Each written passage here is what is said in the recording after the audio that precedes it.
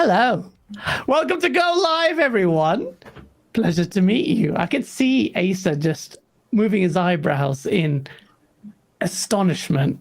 Every time I hit and nail the intro, he acts surprised. Yeah, he doesn't realize I've knocked it. I've sorted it out. I've clocked the intro. Thank you so much, everyone, for joining us. If you're listening to us on Spotify and Apple Podcast, thank you. I will this time, I will minimize my screaming. I've heard the feedback from like 2 people, but those 2 people are enough. Thank you so much for joining, everyone. It's going to be an epic show. We've got an epic panel of returning guests and you in chat. No, I'm not blaming Fonzarelli for my lateness. It's actually me. I sent him the link late as well. Shout out to 150 people watching. We're going to get into some madness as always. But before we do, my brother from another mother, Asa, how are you, bruh? I'm fantastic, and it's really great to see Fonz back on the scene. Gaz, yeah, you nailed that timing. Yes. Anybody wondering why Gaz is so proud? It's actually really easy for him to nail that timing. He just needs to wait for a cue and say words. But I'm proud of you, Gaz. I'm proud of you, and I'm looking forward to this. Yeah, I'm looking forward to it. I'm looking forward to it. 2 gents who have been MIA from the show for a while. We had to pace it and get the people screaming and yearning. You guys get too spoiled, and then boom, there it is, both of them at the same time. It's Jason Hargeet Channing. Welcome back, brother. How are you? I'm all right. Good, doing well enough, I guess. Having some fun in the US this week, but other than that, outside of that in gaming, there's some still interesting news coming in. Though it's a little light, there's still some other interesting stuff happening, right? We got some release dates and stuff, so It is. It's been a bit. It's a dead week. Yeah. It's quite news week. It's absolutely dead. Doesn't mean the show is going to be dead because we could get saucy. There's so much to talk about with actual games. So I want to talk to you about those games as well. But last but certainly not least, it's a man who came out of his bloody hiatus. He's been dealing with real life stuff and he's back in this sexy new studio. Fonzarelli! Not a studio, a virtual one, because I don't have a studio here, but I got the mic and the camera set up, and that's all I need, right? Green screen, I'm good to go. And this is my first time with Hargeet. Yeah. Podcasting with Hargeet. So I'm really excited. Thank you, everybody, for the well wishes and stuff. All the DMs that I've been getting over the past couple of months has been awesome. But you know what? I'm ready to return to the podcast scene. I will be out there, whether you like it or not, folks. So. Yeah, I think most people do love it. And welcome back. And like I said to you, I meant it. It doesn't feel right when you're not there. Shout out to the 3 people that are excited for my return. Appreciate you. Guys are awesome. 3 people. No, absolutely. Where's my hat? Oh, wow. I didn't even realize. I didn't have my hat. I was playing Xbox with Hargeet and Colt. Playing No Man's Sky, and I wouldn't dare play Xbox. No, I'm just kidding. I'm a fraud. I like playing Xbox. Yo, what's up, everyone in chat? I see you all in chat. Before we do that, I do want to know what games you've been playing. Fonz, have you been Sniper Elite 5 and Teenage Mutant Ninja Turtles? So both great games. Great games. I started with Teenage Mutant Ninja Turtles, got probably about halfway through, honestly, because that game I heard is like 3 hours anyway.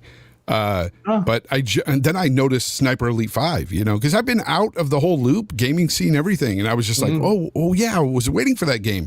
Of course, both in Game Pass. So downloaded that. Thank you, Hargeet, by the way. You're the man that got me back into Game Pass. But yeah, so I downloaded that, and I'm loving Sniper Elite 5. I like this series a lot. I've always enjoyed it. So great game. I enjoyed it. It was my first time playing Sniper Elite 5. Oh, really? I thought that was a fun game. Yeah. Very fun game. Like to shoot him in the crotch, I like the crotch shots. Are so hot. Yeah. They're actually really hot. There's an achievement where if you get it from over 100 meters away, you get an achievement for a crotch shot. I did not know that. Why? I don't look up achievements. Shout out to Rand for that. He always does. Yeah. But yeah, I'm not an achievement hunter by far, but I will definitely go for that one, though. No, I don't give a damn about achievements, but it was just like literally in party chat with Dealer and Cole and them lot, and they were talking about it. And then ever since I knew that little challenge, see, achievements to me are so pointless most of the time, but there's no sense of achievement nowadays. They've diluted it, but it should be challenges, something that gives you a sense of achievement. And I think a lot of achievements, that's what years ago I just kind of lost interest in. Yeah, there's times you're right, because there's been certain games recently, like I know that I pass a certain level and it's like rare achievement. I'm like, what? Like, what was so rare about that? That's I can understand that. It's weird. I've been playing Death's Door, and there was a really cool achievement that just popped where I threw a fireball into the witch's pot. This won't make sense to people who haven't played Death's Door. And I was like, that's quite. I didn't mean to do that, but it went in and it's like, that's a cool achievement to me. Like something natural, like, oh, that's rare. It came out of nowhere. I didn't mean to do it, but that's kind of cool. Hargeet, sir, the man who has run out of Game Pass games to play because he's played everything. You play everything. You play. It's crazy. What have you been playing lately, sir? So I finished Yakuza Like a Dragon and Sniper Elite 5. I just started No Man's Sky yesterday with Colt and Xbox Obi, and I didn't really like it that much. It was okay. Oh, you didn't? I don't like it either. Yeah, I'm with you, Hargeet. I've just started, and I'm not gonna lie, the game feels like the perfect game to play when you're danked. I mean, when you're cranked. I mean, basically when you want to chill, when you're sauced. That's the one.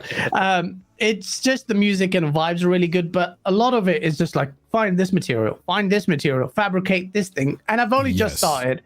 So can I withstand the grind enough to then be caught up in the spectacle? I don't know. Very early days for me. And it's a game I was on my number one list of games to. What the hell is that outfit? It looks amazing. The game looks amazing, and Colt was in party chat with us, and he was like, yo, just sent me a screenshot. Look at the graphics of this, and where he's in some hangar bay. And I followed Sean Murray's development of this, but this was my number one of when it was first shown off. I don't know if you remember. Asa, this was the early days of GameOnDaily, very early, 2013, when we were just doing little round tables and just screaming like silly people. And I remember Sean Murray's so much has changed, hasn't it? And you were telling me you described this as a bad pancake game, good VR game. What does that mean? That's not how I described it in 2013, but that's how I describe it today. So they've obviously added loads and loads and loads of content, and there's a wealth of things to do in that game now. But I can't get over the first reaction that I had when I played it, when it came out on the PlayStation all those years ago. And within about 30 seconds, I just had to put the controller down. It was horrible. It felt horrible to play. The controls were just like, what? But it is entirely playable in my precious VR. I don't even have a VR headset at the moment. They're all broken. What? And it's a stunner of a game. You don't want to get into how my VR headsets are broken. It's not good content. But they are both broken. Okay. Oh, no. So, that sucks. Terrible. That is actually terrible. Very expensive problem there, but hopefully we'll chat afterwards. Even if it's not, I'm sure it's good conversational content. I hope it's not too bad, but that sucks. I'm sorry, man. But yeah, No Man's Sky, I feel like I'm reaping the benefit of all the refinements of Sean Murray and stuff. This is a game potentially, well, it does, but whether I say it or not, is a game that has been redeemed because Sean Murray, the game, got lasered hard. I was there at the front lines. How can you say the things that you said? And remember, can you meet other players? Yeah. And then that face, that chair where he sat, the sofa, the camera pointing at him, the way he said, you could tell he wasn't telling the truth, but after the fact. And then it was just that annoyed me. Yeah, what Sean Murray did was sit down, be quiet, completely media silent on Twitter, didn't post on anything on Twitter, and just worked on the game. And then look at it, overwhelmingly positive on Steam. And that's the kind of story. We all make mistakes. That's what makes us human. But to persevere and then deliver that, there's a good story in that. Whether or not you like the game, you have to admire that. Even for its scope, it's a pretty decent game. I know it's procedural, generating and all that, but it just seems like when you get to some of the planets, some of the life there, just I don't care to even come across. Like some goofy looking creatures and stuff that are just minding their own business and doing nothing, and some that attack you. But it seems like while you're there and coming across this stuff, you'd think you'd be in awe of some of this stuff, but I'm just not. I just look at it, I'm like, that looks kind of goofy.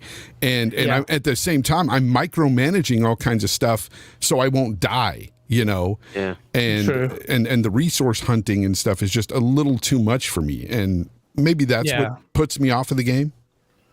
So that's very interesting. Then and I'm very keen to get your thoughts on something, Font. It's actually going to be a good segue into the next topic, and also really something that I wanted to touch your brains on, because you've been busy since the reveal and stuff. Yeah. Starfield has, and this is the topic that I really wanted to get in touch with you or discuss, but all of you gents about. Asa did a great video this week talking about Starfield and what it means, because Starfield, with its scope, inevitably got a lot of detractors, a lot of hate, a lot of concern, and No Man's Sky comes into that conversation because of the similarities, at least as far as some mechanics are concerned. You talked about, well, your criticisms were kind of pointed at perhaps the enemy design and maybe the procedural generation of things. You are a big Starfield fan, Fonz. You are really looking forward to it. Are you then not concerned about Starfield and the similarities with No Man's Sky? No, not really. And everybody pointing out similarities, I have no issue with that, because it is like No Man's Sky in a lot of ways. And there will be some of that micromanaging or crafting or, you know, going after certain resources. We saw some of that within the gameplay they showed. I'm not too worried about that. Now, if that goes too in depth to the point where, like in No Man's Sky, where I'm just dying on every planet because I can't keep up with all that, you know, nonsense, then I wouldn't like it. But I don't think it's going to get to that. This is a Bethesda game underneath it all, and I think the main bread and butter of the game is going to be that story-based experience, that RPG experience that we've known Bethesda for many years. The procedural generation stuff doesn't really bother me as much either, because I don't have to go to all 1,000 planets, you know. But if I'd like to, it's there for me to explore. And of course, I will try to explore some of those planets, but I'm definitely not going to all of them. But I will enjoy that main storyline. I'll enjoy, you know, some of the side questing and things like that, as I've always done with a Bethesda game. That's something you can't really dive into in a trailer breakdown or anything when you're showing it off within, you know, even 10 minutes of gameplay. You can't really get the Bethesda experience in that short amount of time. I mean, what did people expect? A whole first mission or quest line, you know? I mean, because at the end of the day, we saw the graphics, we saw the gameplay, and you can nitpick all you want, but it's Bethesda through and through. Yes, it does look a lot better than older Bethesda games. I will go on record as saying that. For me, the faces and everything that a lot of people have a problem with, I saw huge upgrades from past Bethesda games. Me too. I'm surprised by people's reaction to it. I just think a lot of people are being haters right now. Yeah. Because of a lot of different various reasons. Some just hate Xbox. Some just don't want to see Bethesda, you know, have a great product because they hate on Bethesda. But at the end of the day, Bethesda games come out and people play them. And this game is going to get played a lot. I'm sure of it. And I think this is going to be a hit. I love the concept. I love the whole No Man's Sky concept. It just it wasn't done right for me, for my style of play. I wish there was more context behind everything you did. Like, I need more narrative than No Man's Sky gave me. Yeah. So No Man's Sky has a very basic, if negligible, mainline story. That's the bottom line I want to get to everybody. It's about narrative with Bethesda games. You will definitely have a lot more narrative than No Man's Sky. So yeah, that's the thing. Yeah, and I think a lot of people seem to be discounting that point, or not really putting much weight to that you're getting a fully fledged, as you imagine, product. It's almost as if as if a lot of people haven't played Bethesda games. Or pretend like they haven't played them. Like, Bethesda RPGs are incredible. And outside of 76, everybody wants to bring up 76. I'm talking about their single player experiences. They've all, matter of fact, I think all of them, or at least 4 of them, were either Game of the Year winners or contenders. Yeah. Yeah. So no, absolutely. I mean, I think Fallout 76 has put a bitter taste in people's mouths, and we were talking about it, Hargeet.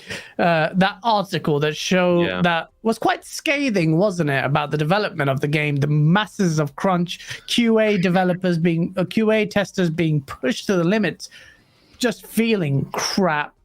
Yet you're also not a fan of No Man's Sky, but you are a fan or looking forward to Starfield. Yeah. How do you reconcile the No Man's Sky-ness of Starfield, or how do you think the game will reconcile that with the core content for you? Well, it's just like what Font said. Essentially, in No Man's Sky, I am compelled to do resource gathering, to just stay alive enough to even do anything. So you never get that, like, why am I here? What's my game loop? What am I having fun with? What's the story that's driving me to do something? Whereas you start right off the bat with that in a Bethesda game, right? It gives you the reason you're doing stuff. It's much more, like I have a purpose to go out there and do something. Okay, cool. I need to get there'll be a little side quest of resource gathering to build a base, right? Just to teach you what that's like. And if you want to do it, go for it. Right? That was in Fallout 4 too. I did none of it. I don't care. It wasn't relevant to me. I want to do the story. And they let me do that. And that's exactly what I want, right? If I want to do a side mission, great. If I don't want to do a side mission, I can just go do this mainline story, have fun. And their story is great. They usually have a lot of depth in their story, which is great. Like, I didn't even see the twist coming. Like, it just never occurred to me that was what was going to happen in Fallout 4. I was pretty much in, this is my faction. And I'm like, oh my God. Now I'm going for a loop, right? So, like, that's the kind of thing I like about their games, right? They're gonna give me a narrative fun thing that's just gonna blow my mind. That's what I'm looking for, and I didn't see that. Now it may be there in No Man's Sky, but I didn't see that. Right? To me, it felt like I don't know who I am, and I'm just being told, go get some salt, go get this thing and that thing, and try to make it across this planet while I'm dying. Like, what is going on? Like, it kind of opens up poorly, right? It opens up poorly and just throws you into it, and you're just like, okay, I can't breathe on this planet. What do I have to do to survive? Yep. Yeah, and look, a lot of people like those survival games, and I don't want to say anything wrong. It looks like it's a really cool survival type game. That's fine, but I like the story, and Bethesda's going to give me that story. I think it hopefully will be great. As far as my view of it, I was hesitant to have them show it, and for the reason that happened, which is it showed it under 30 frames per second, and that became Craig 2.0, and I'm like, I don't want it anymore. I don't want Craig anything anymore. I'm like, just show it to me when you're ready. I don't care. It's fine. But like that has been, and unfortunately, it is what people complain about, right? They have to find something to latch onto. I don't care. I think it's fine. I think they'll have it at a good frame rate once it's out. Fair enough. That's why they probably delayed it, right? But it's always a narrative. What I saw though, I liked it. It looked good. I think it'll play well, right? So, and to your point, Fonz, on the people graphics, we have to understand this is not mocap, right? This is like you're creating your own character, and it's able to handle that, right? So yes, there are some NPCs that might be like, this is what they're going to look like, but you get to create your own character, right? And they're making that all work. That's pretty impressive. So I think it's pretty good. It definitely looks like Bethesda, but next level. Yeah, that's what it looks like. It looks like Creation 2.0. Like it looks like the next iteration of their engine. It doesn't bother me. Yeah, and on the Fallout 76 thing, this was an article that goes over some of the people who left. I don't know if this was, I think this is when it was being developed, so before anything with Microsoft. But one of the things that they were complaining, well, several things they were complaining about, but one of the things they were complaining about, there was no management direction as to what the game was even supposed to be, right? So they just wanted Fallout with an open, multiplayer MMO type thing. Like, okay, well, what does that mean? So they didn't really tell them what to do. And, Todd Howard was supposed to help figure it out, but he really didn't care. He was doing Starfield. So that kind of made it what it was. And then they had to go kind of fix it. And there was lots and lots of crunch and stuff like that, right? So this came up more in context of, hey, like the stuff that's happening with the unionizing in Activision. Hey, what could happen with Bethesda? Because they're also also complaining about that. Hey, this was something that happened to us too. Now, I don't know where they are with that. Microsoft famously says that they don't want to do crunch, right? So hopefully that is something they've already put to bed, and they're not doing that anymore. But it is interesting to hear this is how these things were happening, right? And now you're starting to see that laundry come out, that dirty laundry come out. Like all the studios, this is what happens. It doesn't really matter.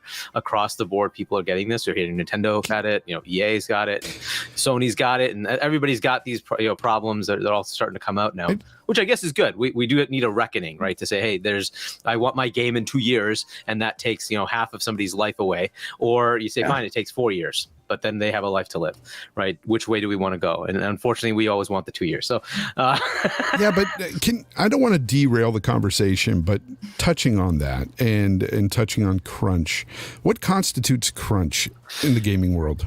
In general, I don't know what they're. It's double time usually. So it's usually instead of 40 hours, you're doing 60 to 80 hours a week for 3 to 6 months. Which is what I personally work sometimes. I work it every time. It sucks, but at the end of the day, it's a job, and I don't know. Like for me, I'm wondering if crunch is any overtime for them. I don't know what the story is there. Like if we're saying that they have to work 20 hours a day, that sucks, and that shouldn't be a thing. Yeah. But if they're working 10 to 12 hours a day, that's not terrible. Lots of people do that.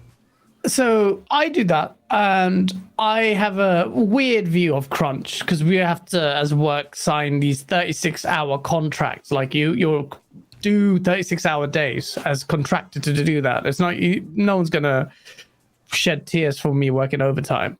In gaming, I can get it. I get it. Like other people, like in QA testers, particularly get it really hard. It's unfair for me to impose whatever my attrition or my standards of what I think. Hold up, Gaz. Somebody in the audience said, "Well, they forced them to do it." Well, I'm forced to do it as well. It's not like I say, "Hey, I want to work 16 hours today." Yeah, it just happens. It's not a good thing, Alex, but it not. Isn't. At the same time, I will be honest, like it's not unheard of. Part of the job. I can't do. It would be ridiculous in my field to say, I'm leaving at 5:30 on the dot. I'm gone. It wouldn't stand. Like anytime we interview someone, we have to tell them, by the way, this is the creature of the field we're in. And I am not excusing crunch. You have to understand, we're offering our viewpoint. It just seems like from our point of view, I work overtime every day. And I just feel like, what does that mean? Are they really? But then reading the Fallout 76 article, they really seem to.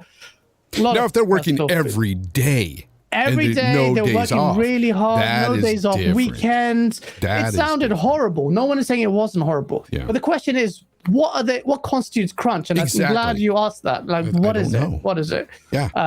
There has to be some sort of crunch confirmed. That's it. No, build a pyramid for me. There's got to be some sort of baseline for that. There's got to be a measurement there that is untold, apparently, because we don't hear about that. All we hear is, crunch is bad. Crunch is bad. They shouldn't be working all these long hours. And I never hear about exactly what they're working. I mean, to your point, Fonz, as far as like, hey, every now and then I have to work an extra 10 hours a week. I mean, that kind of thing happens, right? That's just the way it is. Fair enough, right? No, this is you will be required to come in. You will be required to be working 60 to 80 hours a week for 3 to 6 months, right? That's what they're talking about.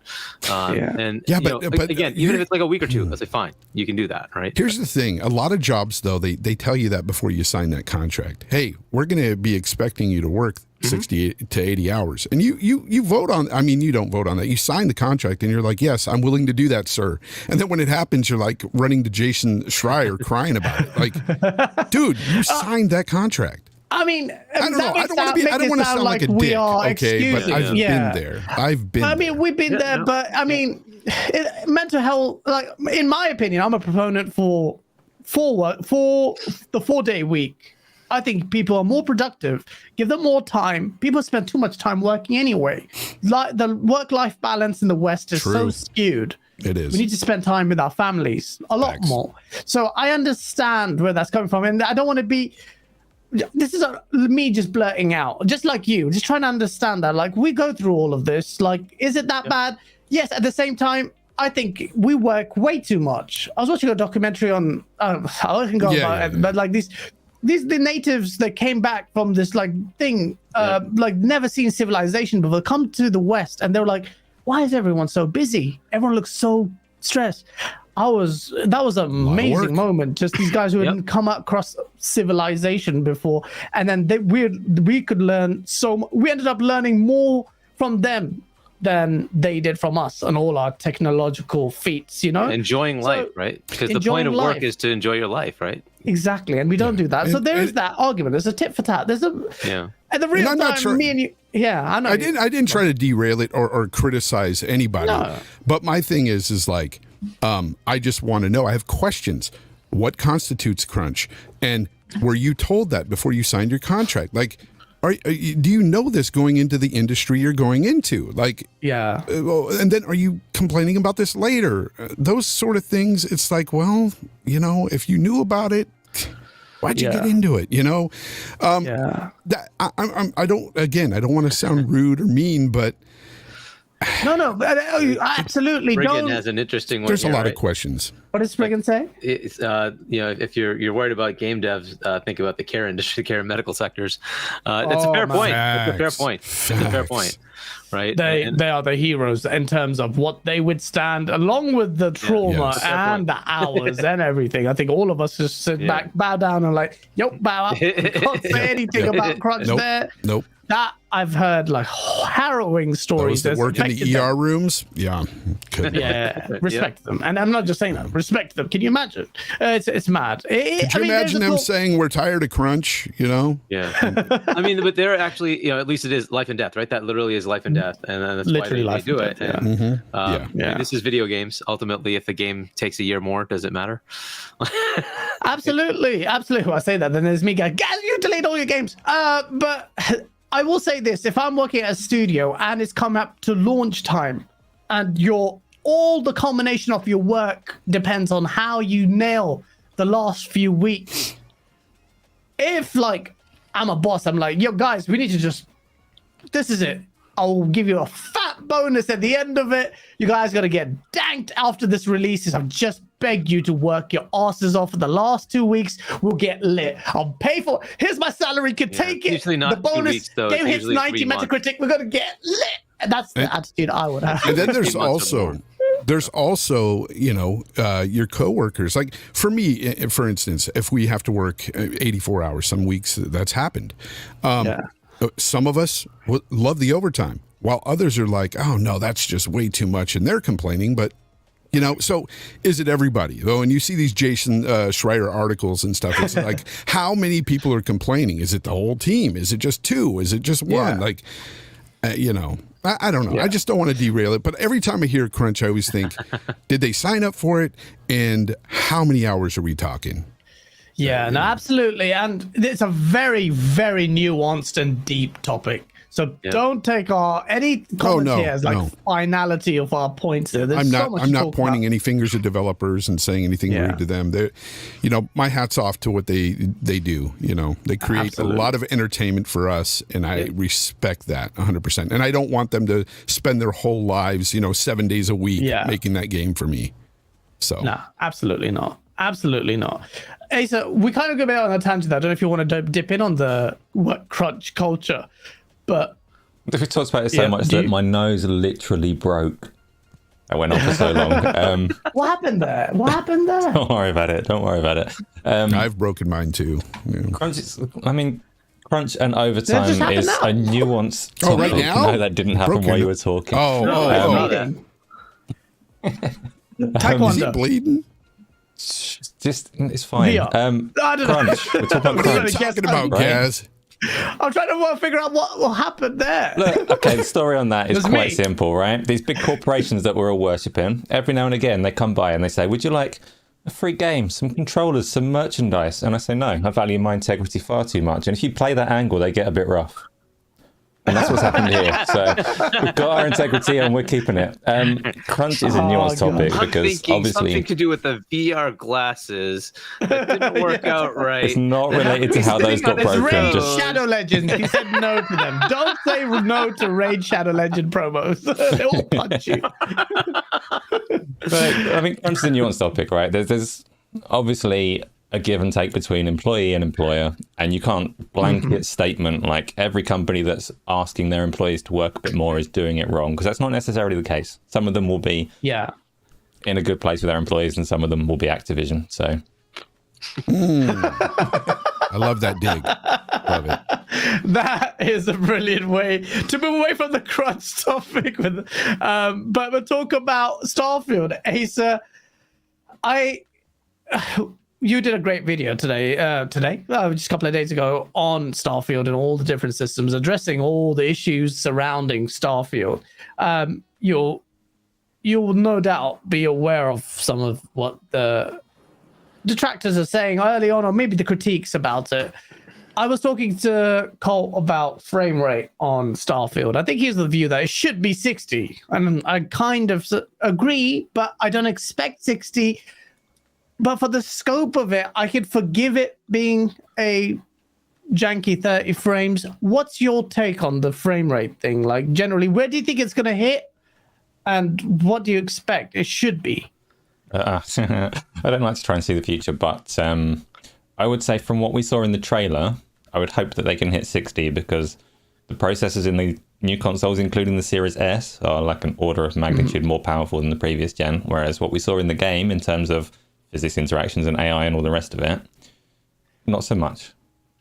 It's not like that order of magnitude better. The visual effects, the lighting and things like that, absolutely. But a couple of things flying around when you're shooting, yeah, I'd hope that they put a 60 frames per second mode into it. Plus, nobody wants to play a first-person shooter at 30 anymore. Once you've like played a smooth one, especially if you're going between two different games, like you can adjust to a game at 30 and go, oh, okay, I've got used to it now, I'm having fun. But if you're quick resuming on Xbox from a smooth game to a janky one, it hits. And everyone's going to sit there and go, ooh, that's 30, I don't like it. So I think there should be a performance mode at 60, but we'll see. Yeah. And that's the point, actually. Yeah, a performance mode with less focus. We all on know that native Todd Howard loves his 30 frames, though. He likes to put more emphasis on the graphics and, you know, the little details of the world and stuff. He talks about it all the time, and that's why he prefers the 30 frames. But you have to have that 60 frames mode on these next-gen consoles. If you don't, I'm going to have a hard time getting through that game. I will also, very quickly, on the topic of the critical reception and people saying negative things about it, absolutely have to say that like a lot of people will put that down to the Microsoft relationship that they've got now and people just being bitter. But it's not that simple, because Fallout 4 had similar negative reception.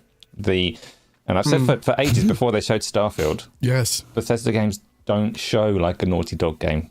They're not motion captured actors. They're not cinematic. They're huge, and everything is designed for scale. So it was inevitable that there'd be some more negative than any other game. Yeah, you can't really show.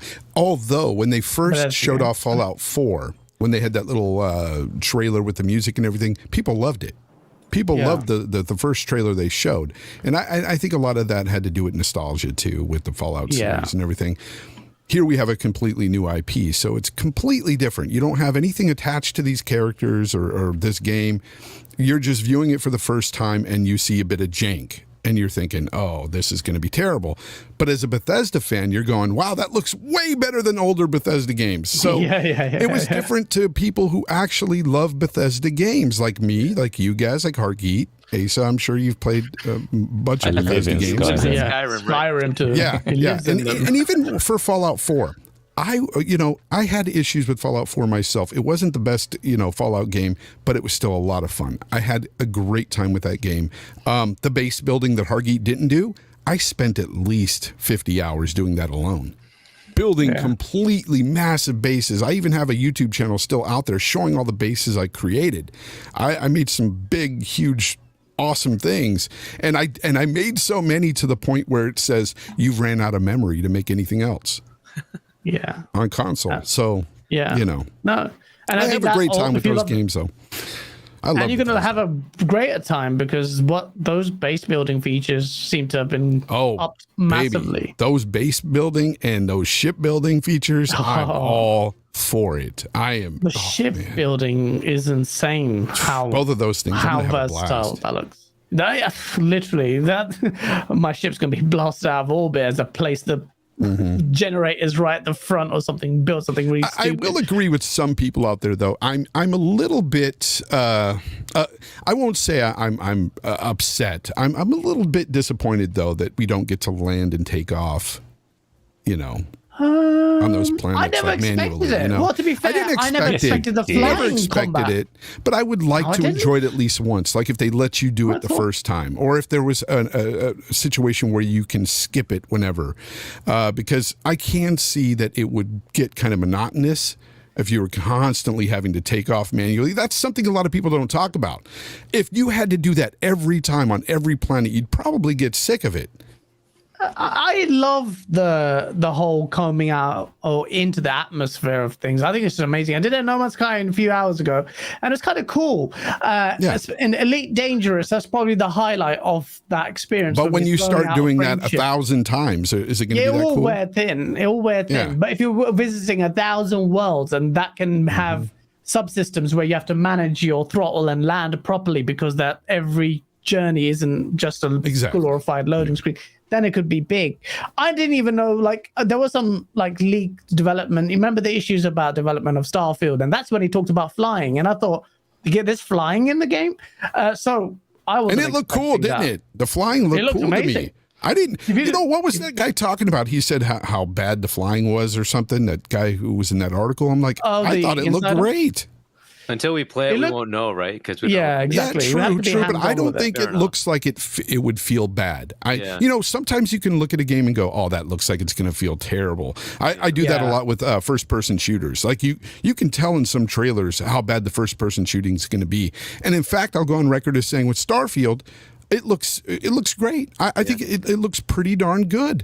There's a lack of a reticle there, and that's kind of odd, but. Whatever. We'll see what the final product is, and we won't know until we actually feel it. But just upon looking at it, it looks like it's going to handle well, better than Fallout 4 for sure. Definitely, definitely will do. And the flying. So if you watch Todd Howard's interview afterwards, he does talk about you have to. There's I forgot what is that management of fuel to boosters to weapon systems. There's a term for it, and you do that so that you can see that momentarily when the HUD comes into the gameplay that's on screen right now. For people listening on Spotify, we're watching Starfield gameplay, which you probably have sussed out, but there seems to be a lot of depth in that management of that as well. And it reminds me of Rogue Squadron, that they've got that kind of depth to it. So I was very pleasantly surprised, even visually. I will say, apart from the really crappy dust animation, yes, that looked weird. I was like, what the hell is that? The diverting power. That's it, Jesse. Thank you. The visuals, the lighting in some bits was stellar. The character models looked incredible in some of the lighting when you can see your characters cycle through, and the character creation looked amazing. Visually, I thought the game looked really, really good. For Bethesda, even the combat, despite the fact that frame rate stuttered quite badly, I really liked the way the combat flowed. If that was 60 and you could see the way the combat looked better than Cyberpunk. Oh, well, you saw when Colt actually, he put it into 60 using interpolation. Yeah, he did. It looked really incredible, You just have to overlook all the little flaws and the stuff you get when you interpolate. But besides that, seeing that smooth animation, it looked fantastic. The way the guns drop, the ragdoll physics. They're just the combat field weighty. They have a bit where they had a sawn-off shotgun and they shoot that guy, he just keels over. It seems great. Whereas with Cyberpunk, I had this problem with too many floating numbers. I wasn't fighting people. I was fighting a graph, basically, just seeing that. I loved Cyberpunk. I had a great time with that game. I'm not shitting on Cyberpunk. Just the combat feel of it.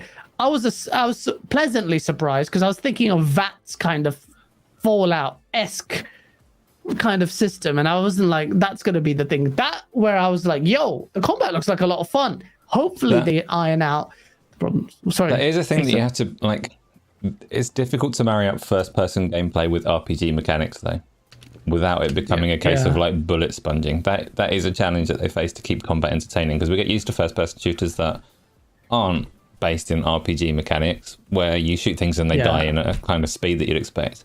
And you put that into an RPG where you've got level up and progression mechanics. And there is a tendency in games like Destiny and things like that to go into bullet sponge mode. And bullet sponge mode isn't particularly entertaining. So that's something like, I wouldn't say it's a concern for Starfield, because there are a lot of good RPGs that do have first-person combat. You can look at things like Borderlands and Tiny Tina's that people like. But it is something that might play out slightly differently to how you see it in that trailer, where everything looks kind of level appropriate. I hope that the final game doesn't have to resort to that kind of bullet sponging thing, because I think that takes away from me. I get exactly what you're saying. You're right. With the RPGs, you have to marry that up with all that. It doesn't bother me. I enjoy some of that, to a point. Yeah. I mean, I guess. It depends on how you balance that, how that scales, the level scaling way. It's just specifically your criticism of Cyberpunk, like, elements of that are inevitable. Yeah. I guess so. Let's see how what it was? It was kind of disjointed with Cyberpunk at times, because you would be shooting somebody in the face without any helmet, anything, and he's not going down right away. That's kind of weird. It's weird. I always find that weird. Even I couldn't get past this in The Division, where humans are sponging bullets. I just couldn't. It just didn't feel right. This is it's different with Starfield, because they're going to be wearing armor. They're going to be wearing. You're going to have creatures out there you're shooting at, and anytime you're shooting a creature, you don't know how that thing is going to withstand a bullet. Yeah. So, it doesn't bother me. Shout out to 400 people watching. Thank you so much. Please hit that like button if you're enjoying the chat. Let me read these super chats. I gotta say real quick, you guys, I've seen you guys grow so much here, and it's awesome to see. You guys are just amazing. Gaz, Asa, you guys do a great job on this channel. I hope you guys get 1 million subs someday. You guys are awesome. You. No, I appreciate it. And it's all thanks to everyone who tunes in, all the members, all the people in chat, and you guys have supported us all the time. We're a big family. So, always like I said, guys. Likewise, man. And it's very nice. And it's humbling to see. Because thank you, everyone. Honestly, thank you. So before you get into the super chats, I just wanted to add my piece on the planets going up and down thing. So one of the things we have to they've tried to be realistic, right? They actually brought in people that are in the space program to figure out what that would look like. I think I kind of like the idea of doing it once, but you have to understand that's a long time. It doesn't happen the way it does in No Man's Sky, where like in 10 seconds. You mean planet entry and going from land to outside into space and then coming back. Yeah. Right. Those are not 10-second events. Those are multi-minute. Right. It takes time and it will get boring. I think, to your point, do it once as an animation. Cool. We're going to take off and go through all the stuff that happens and then let it go, because you don't really want to do that every time. It would get boring. Facts. Right. It'd be like a 5-minute, I'm now in an orbit thing. Who wants that? No, you want to go. I want to go and get to my next thing. Right. It'll get boring. But I don't mind doing it once with an animation. Right. To say, hey, this is what the process is. This is what's going to happen. Right. That's a good point in terms of pacing. And in terms of that, also bear in mind, there's actually a lot in the space stuff. You can actually dock other ships. You can actually capture, and that's a sci-fi nerd. A whole other thing that you do. That. Yeah, that's amazing. Imagine you board other ship and just go in and be a pirate. That's my dream of an MMO. They got that whole thing. They asked NASA, how do you actually board ships in space? And NASA told them about all their pirating adventures, so it's dead realistic. And they still have bloody explosions in space. Oh, well. Listen. How did you land on the moon with that? Let's not go there. Let's not go there, please. No, look, I feel with you, but you don't want to hear no sounds. It's there's no sound in space, people. But yes. I mean, you'd hear your own engines. You would hear your own, the rattling, off, right? But you would not hear the other ship exploding. Now, You know what? somebody pointed out you could simulate it. Absolutely, that's stuff that exists. You could simulate it, but ultimately, in reality, that's not something you would hear. To be fair, anybody who knows me can tell you this is true. If I was in space shooting spaceships and there was no sound, I would definitely be going, like making that sound for myself. What was that? I just heard that. Oh, I've got filtering. I made such good explosion noises, but it's all been filtered out by the microphone. I apologise. You've missed out. What? Yeah, it's like, what was that sound? No. Can I? Someone answer this question? Okay, this would be really cool. We can hear the rattling on the ship. That, for me, is really important. Like in Battlefield, when you take off from Battlefield 3, after Battlefield 3, the developers lost their minds. But like taking off from the ship, from the jet, I could hear the rattling. It was really immersive. If a ship blows up in space and you felt the explosion, you were in it, would you, the impact of it, would it be a thud? Would you feel the thud? Like, or would there be like a, or, I mean, how does sound translate to vibrations? It's weird. Like, what would you hear? Inside your ship, inside your area, you would hear it because you would have air for the sound to travel. Okay. This is a science question. I don't know. I always wondered that. I was like, could I feel it? So maybe, yeah. But that's fine. We can suspend reality a bit for this video game. By the way, so shout out to Shabs, who had DM'd me the Resident Evil 2 code. Whoever got it, please let us know. It'd be nice. But shout out to Shabs for being so generous. And Purple Tree Frog, thank you so much for the £5 super chat. It's working again tonight, so a few minutes behind. I want to say welcome back to Fonz. And thanks, Hargeet, for how generous he always is with the codes. No, thanks, Hargeet, you are extremely generous. It's ridiculous.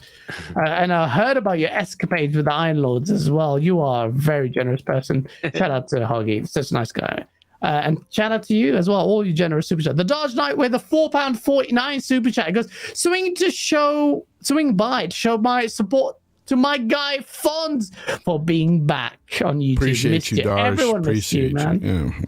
It's good to have you back. It's really good to have you back. Poxy1972, thank you for being a member for enough time to give birth and create life. 9 months he's been a member. He says, nice. Great panel. Asa, Hargeet, nice to see Fonz back after a short hiatus. Oh, nearly forgot to say happy birthday. Anyway, happy birthday, guys.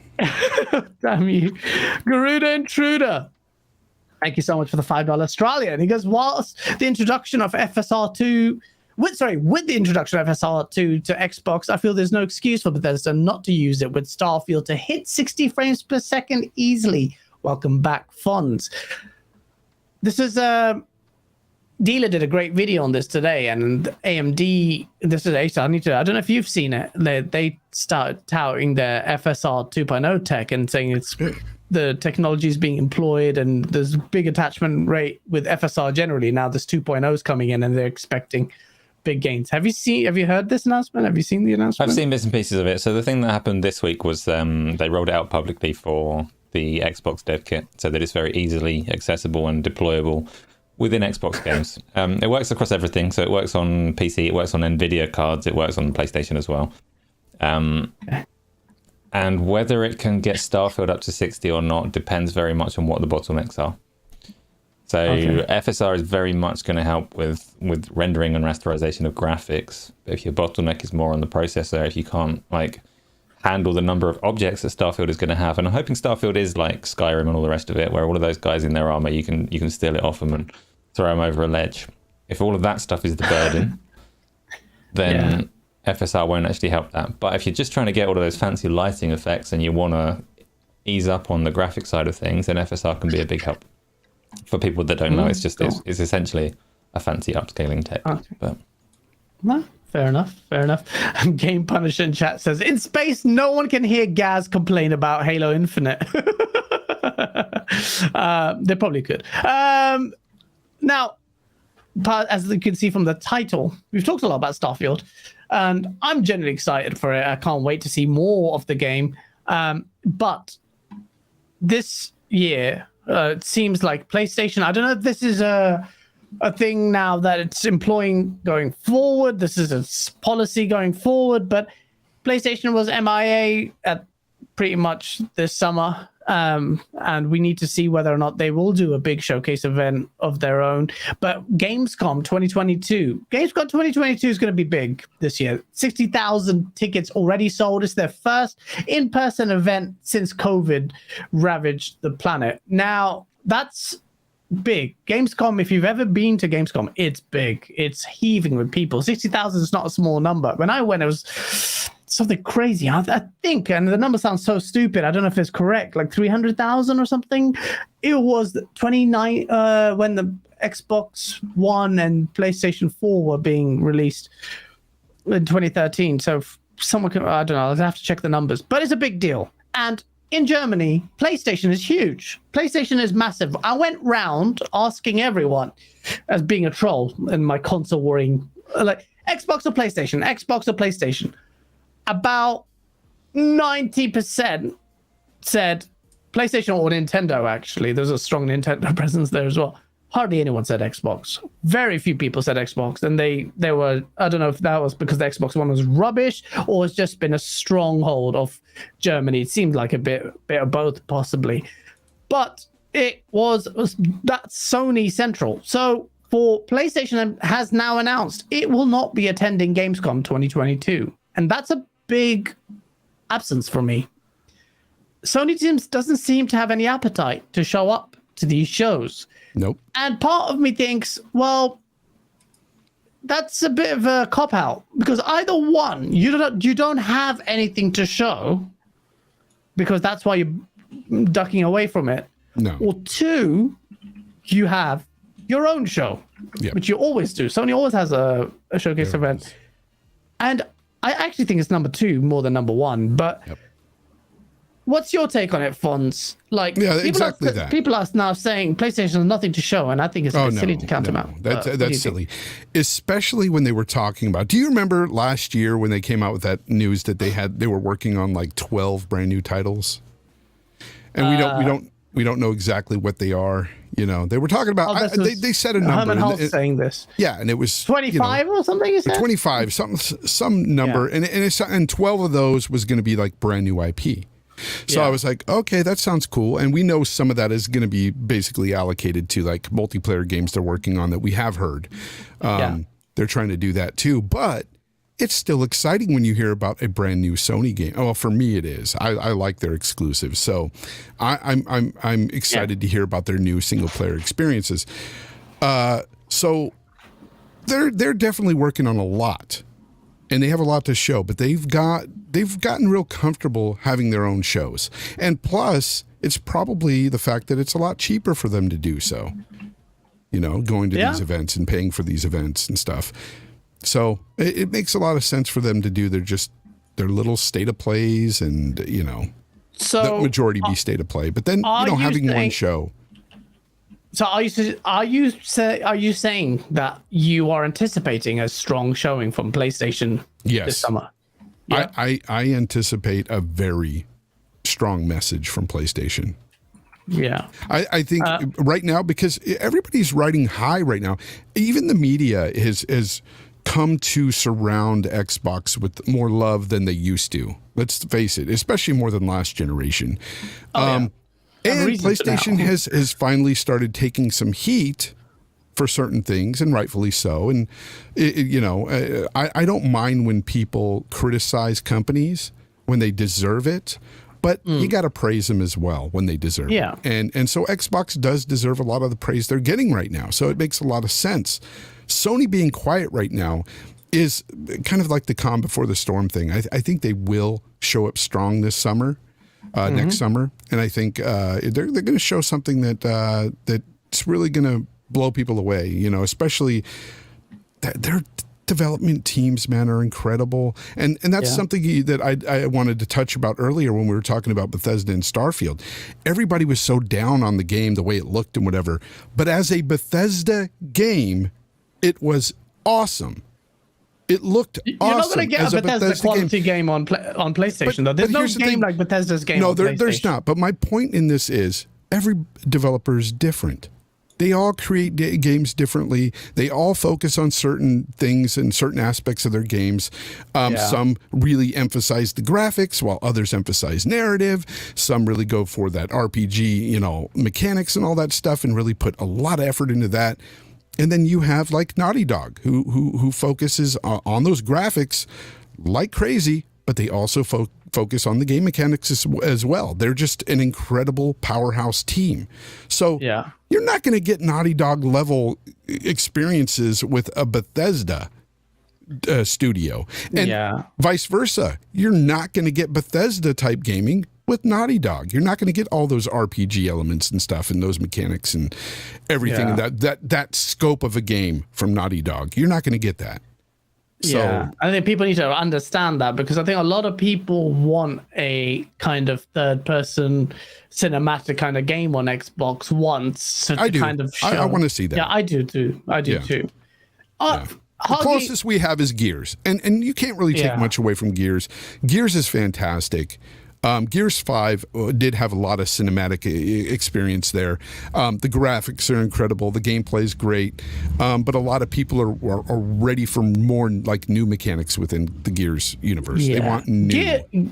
You're right. Gears has been carrying the torch. In fact, I'm not a massive Gears fan. I think the game, I've talked about this ad nauseum, definitely the formula needs complete revision, in my opinion. But saying that, Gears does what a lot of Sony games do in terms of visual spectacle and more, because Gears then does multiplayer very proficiently to a level that PlayStation exclusives struggle to come close to.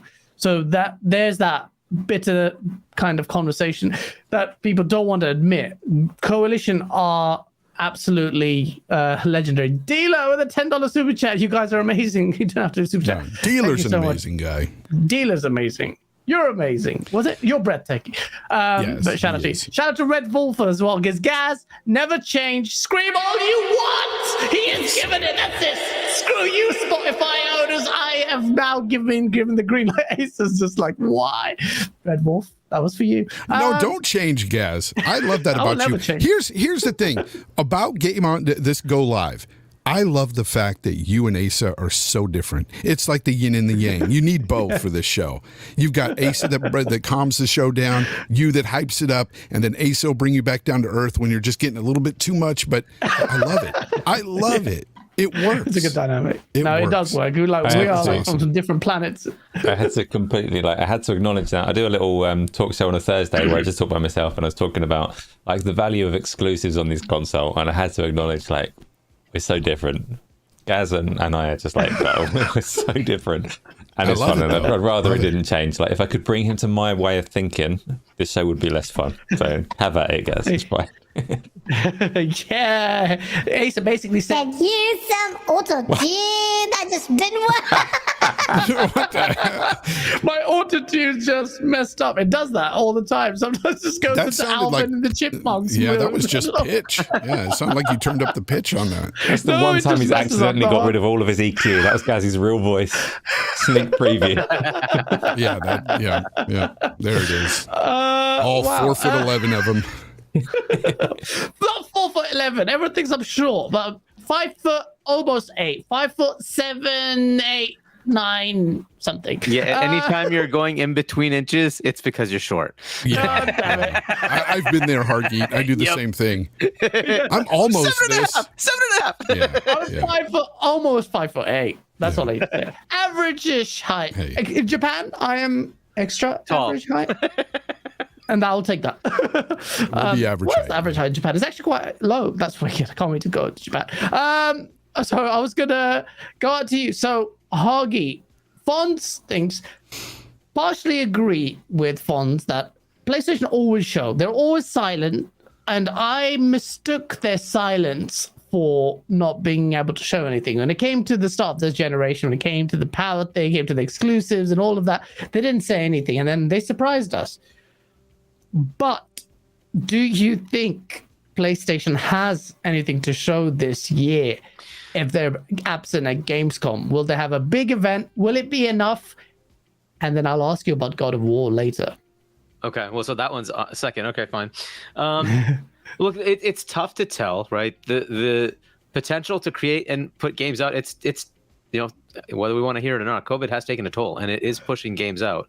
And it could be that they're in the same boat, and Sony rightly does not tell you things that are coming like 6 years out, right? Yeah. Which is what Microsoft did in 2020. They showed you all this stuff that's coming, but it's going to come over many, many years, right? Yeah. And then the expectations start to build, and you're like, why isn't this game out? They don't do that, right? They want to tell you about something that's coming short term, and here's a snippet, and it's going to come in the next year or two, and you're going to play that game, right? Generally speaking, that's kind of what they've been doing. Generally, yeah. And there's some exceptions, but yeah. There are exceptions, but so that's kind of the problem they're in right now, is like, what is ready next, right? There could be small things like, hey, there's a DLC for something coming, a director's cut. You know, there could be another, remaster or something along those lines. They could announce something like Bloodborne remaster or something like that, right? That's always that would be huge. So those kind of things could come, but like, it is problematic. They've just kind of released a whole bunch of games from their major studios. Well, it's going to take some time for the next ones to be built up, right? So there might be a little bit of a lack of what they could show, besides God of War, which we know that's coming. And then there's two others that they've already shown with Spider-Man 2 and Wolverine. But again, those are probably still quite a ways out. So I don't know if they're ready to really, delve into it or not. Maybe spring next year, they could maybe come up with something with Spider-Man, right? But I don't know if they're ready to, this in the next couple of months. It is an interesting thing. They could still have, like, here's the next 18 months, and we do have like 4 or 5 bangers coming. That is a possibility. We just have to kind of see what they have available. But they've been hampered. They've been delaying things too, and that could be a problem. And they see the reaction on the Microsoft side, and they don't want that, right? They don't want that negativity. They already have enough, right? So we need to get good wins, and that's what they usually do when their show comes in. They get wins. The last State of Play was really good. It was really pretty good, right? Oh, so yeah. 30 minutes that's what of they need to keep doing, right? Just come out with something. Then the messaging changes. Yeah, we're still here. We're still kicking butt, right? That's what they need to do. Maybe they don't have enough to show, and they're like, well, we'll do a State of Play for God of War when that's ready to be announced, right? So I don't know. That's kind of where my head's at. I think they should have a show, and there's third-party stuff that I'm not sure has been really shown either, that maybe should be getting in depth, but I don't know. Oh, it's Forspoken you're talking about? Yeah, there's others like that, right? That like, okay, let's see it, right? Yeah, no, absolutely. That's a good point actually about the third-party showings as well. Yeah. Asa, are you expecting? Look, my view, counter me at my madness. I think I have an inkling. There's a strong feeling in me that PlayStation may, and it's not a prediction here, may not have that much to show. So if they do have a big event, it will be God of War focused. Now that Hargeet mentions it, Forspoken and some third party, not padding, but whatever. Xbox's whole showcase was padding, if you think third parties are padding anyway. But what do you think about a PlayStation event this summer? So there's pretty strong rumors that we'll be seeing a lot more on God of War in about 5 days' time, so on the 30th of this month. And I do think that will come to pass, and we'll see that game and when it's releasing. Forspoken is a good question, because Forspoken, I'm quite surprised that we haven't had that firm release date yet for a third-party game that's supposed to be coming out this year.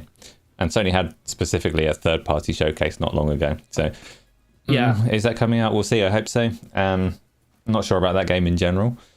As for a Sony, like a specific event that kind of goes toe-to-toe with Gamescom and all the rest of it, like Sony obviously aren't at Gamescom. Sony haven't supported any of these big shows for like 4 or 5 years. So it's not a surprise that they're not at Gamescom.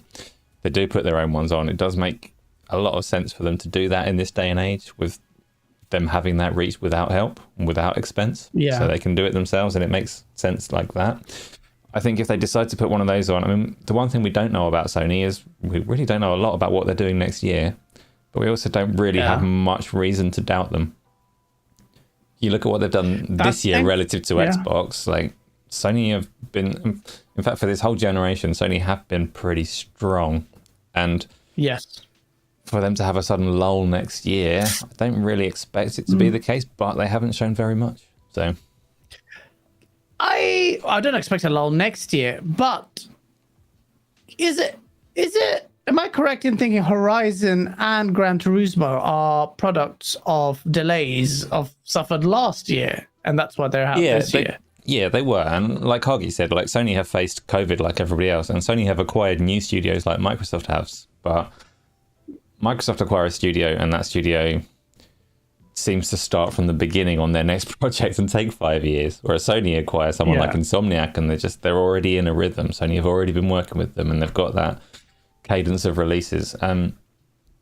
So I don't know why they're so different in that sense between Microsoft and Sony. Like I can't see a reason why Sony is stronger like that. Like they bought Returnal, they bought Housemarque, but they had a game in the pipeline with Housemarque. They were already working with them, and that seems to be a distinction between the two. But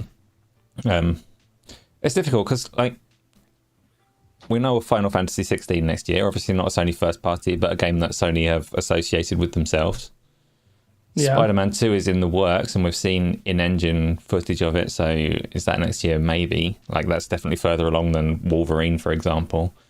But that still would put next year as like the weakest in the PlayStation 5's lifetime from what we've seen so far. They had a stronger 2022. No, that's now. Yeah, 2022 and 2021 were pretty strong for Sony. And I don't know. There's still some gaps for next year, but that doesn't mean that there's nothing coming. And I don't know if we've segued into the From Software rumors yet, but I wouldn't be surprised if we saw Spider-Man 2 even as early as next year come out. Well, you mean as in Spider-Man the gameplay 2 reveal? No, the game coming out. I wouldn't be surprised if that would come out. Year. Yeah. And that's only because that game is much further along than most of their games, I would say, because they could use a lot of the assets from the first game. Copy and paste. Well, some things, yes, of course. a lot of these developers do it, so it's not a big deal. It's true. But yeah, let's go ahead and record footage from the first game and the second game and watch the jumping animations and compare. Yeah, that's going to happen. It's so dumb. But yeah, I can see that game coming out soon. But like Wolverine, no, that's at least 2 years out, at least, bare minimum. Yeah. No, absolutely. No, I'm not putting my headrest upside down on purpose, but thank you for telling me, chat. No, Spider-Man 2023 would be strong. I do think they... Okay. I do think they built these games a certain way in order to churn them out quicker. I do think God of War relies on a lot of the assets. I think Spider-Man was designed that way. So Spider-Man 2 and Miles Morales were built on those engines. It's smart play. As long as the game content justifies that model, fine. But that's how their output is more assured. Whereas with Xbox, State of Decay 3 might be iterative, but look at the Xbox games. In terms of releases, you've got Perfect Dark, brand new engine, brand new whole new game. You've got Elder Scrolls 6, I don't even talk about that. Fable, whole new, based on the engine, whole new, Endeavor for a whole new studio. I mean, Playground Games, but different studio. There's a challenge there where Sony are in a better position to churn out the kind of games based on game engines and established. I'm not trying to say this copy and paste and it's like lazier, but it's easier to churn out those, let's be honest. Maintaining quality, though, and justifying it, there's a whole different ballgame. There'll be a question to be had. Speaking of development, Hargeet, me and you were in the chat fighting. We're like, hey, man, Xbox, they need to do better. Their showcase was bad. They seem to have a struggle to release games. And you're like, no, they started development 2018. They have to add a year for COVID. There's a lot of problems. Seems like a sensible take, really. But thoughts.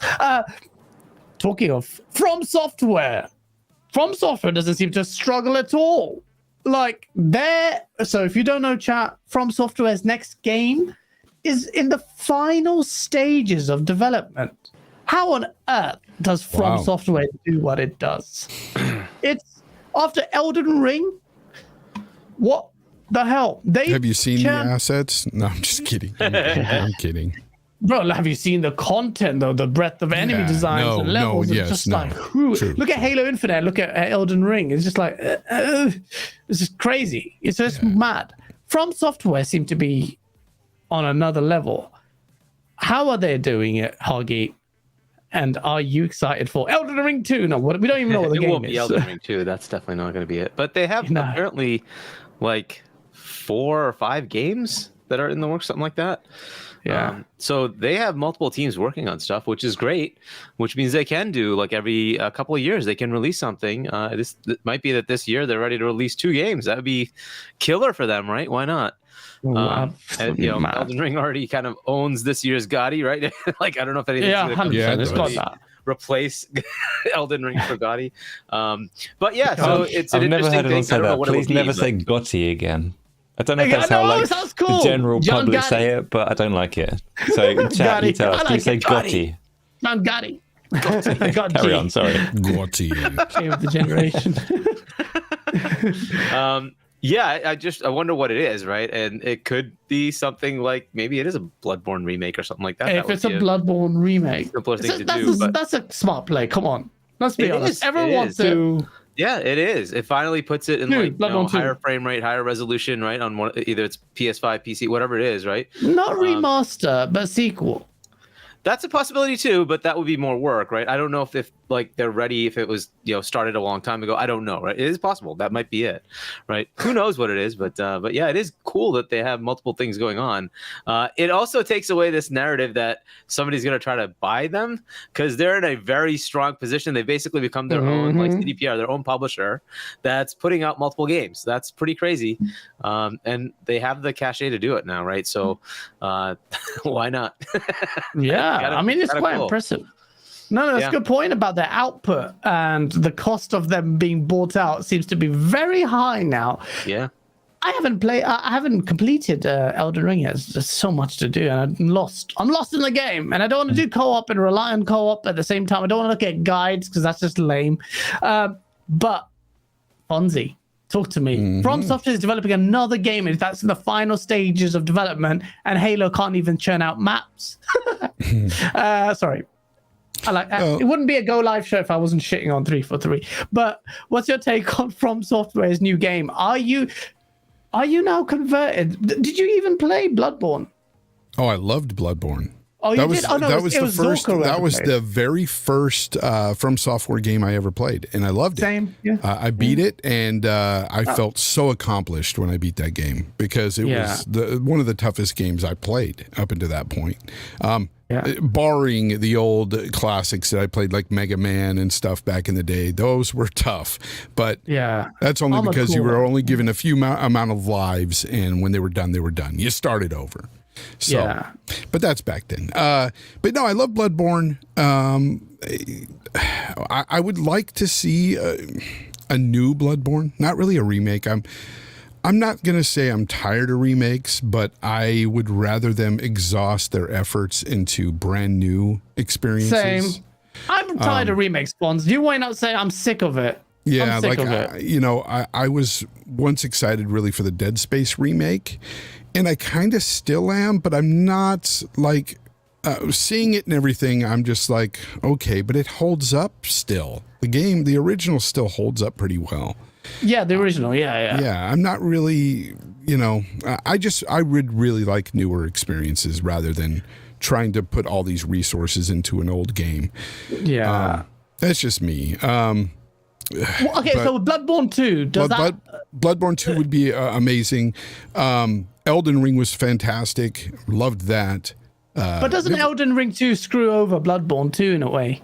Does Bloodborne 2 now need to be open world because of Elden Ring? Doesn't need to be, no. I don't agree. Do you think people will latch on? I don't think necessarily. Because I love the whole vibe from that game, the aesthetics, the setting, the weapons, the different things you did in that game. Elden Ring took some things from that game. You could tell that there was some things that were brought over to Elden Ring, and it was kind of like a Bloodborne and Dark Souls fused game. There was certain things that they took from both. But I personally, I don't think it would be a bad thing if Bloodborne 2 came out and it wasn't open world. If it played just like the first one, but you had new things to do in there, of course, new experiences. That's all that matters. I think it would be a fantastic game. And Elden Ring 2, though, I would say I'd be more excited for that, to be honest. I think a lot of people would be shocked. If Just this because next I'm game's more Elden Ring. into that open world genre. I love that the most. I am an open world fanatic. That is my favorite games, open world games. I am not a massive fan of open world, but I will say, and shout out to Hargeet, by the way, for another Forza Horizon 5 Premium, the code giver. Shout out, everyone. Spread hearts in the chat. Oh, yeah. Oh, yeah. Yeah. Shout out to Hargeet. Yeah. Thank you so much for and whoever claimed it, just let me know. Say, it was me. I got it. Just type it in caps. I got it. Yeah, If you I got it. Yeah. And shout out 450 people watching. Smash that like button. Asa, Elden Ring, in my opinion, has made it a little bit tricky for From Software because now there will be a certain quality mark they'll be asked to abide by. Elden Ring's quality is so high up there. A Bloodborne that's a sequel that is as restrictive, linear as the first one, may not be as critically successful because of Elden Ring. Because Elden Ring has pulled in a whole new swaths of players who have never even played a Soulsborne game. What's your take on this potential From Software game and what it needs to be? What goes up must come down, right? And Elden Ring or From Software can't go up much further in terms of reviews and public perception. So Elden Ring got 97 on Meta, is it? Something like that. Yeah. It will be very easy to kind of pick it apart and just go a bit lower with whatever they do next. It will be very hard for them to surpass it and go higher.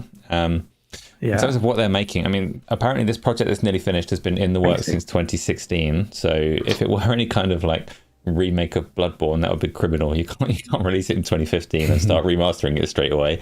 It has to be a sequel or something 2016 different. it's been development. Been in development since 2016, yes. So I mean, in terms of a remaster, people have been, I don't think you necessarily need a full remaster of Bloodborne, but a lot of people have been asking for one, a PC version, and two, a 60 frames per second enhancement. Yes.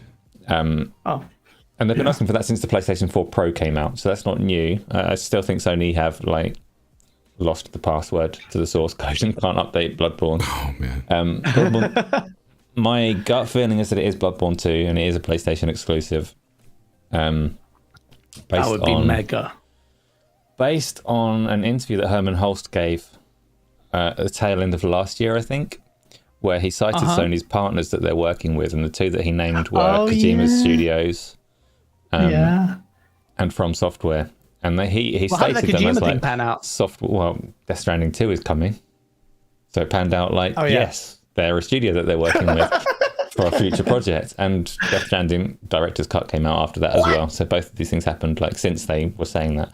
But it wasn't a coincidence. They didn't say these second party partners that we've been working with were people we're not going to work with again.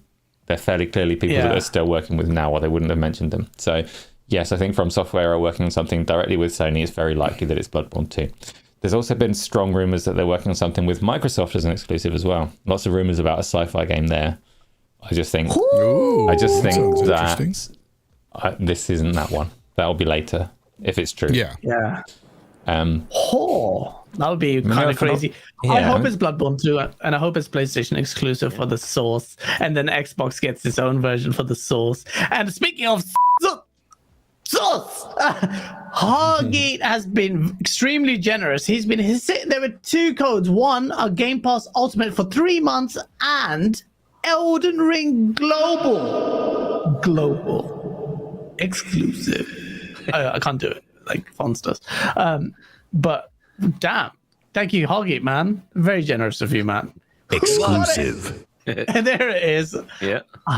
Little late. But yeah, no, okay. So I didn't know that they've confirmed that this game that they're releasing has been in the works since 2016. That means Bloodborne 2, I mean, probably is a strong. That's going to be great, man. Bloodborne 2 and it's PlayStation exclusive, and it's announced at the PlayStation event, even if it's like a black screen and boom, just title screen.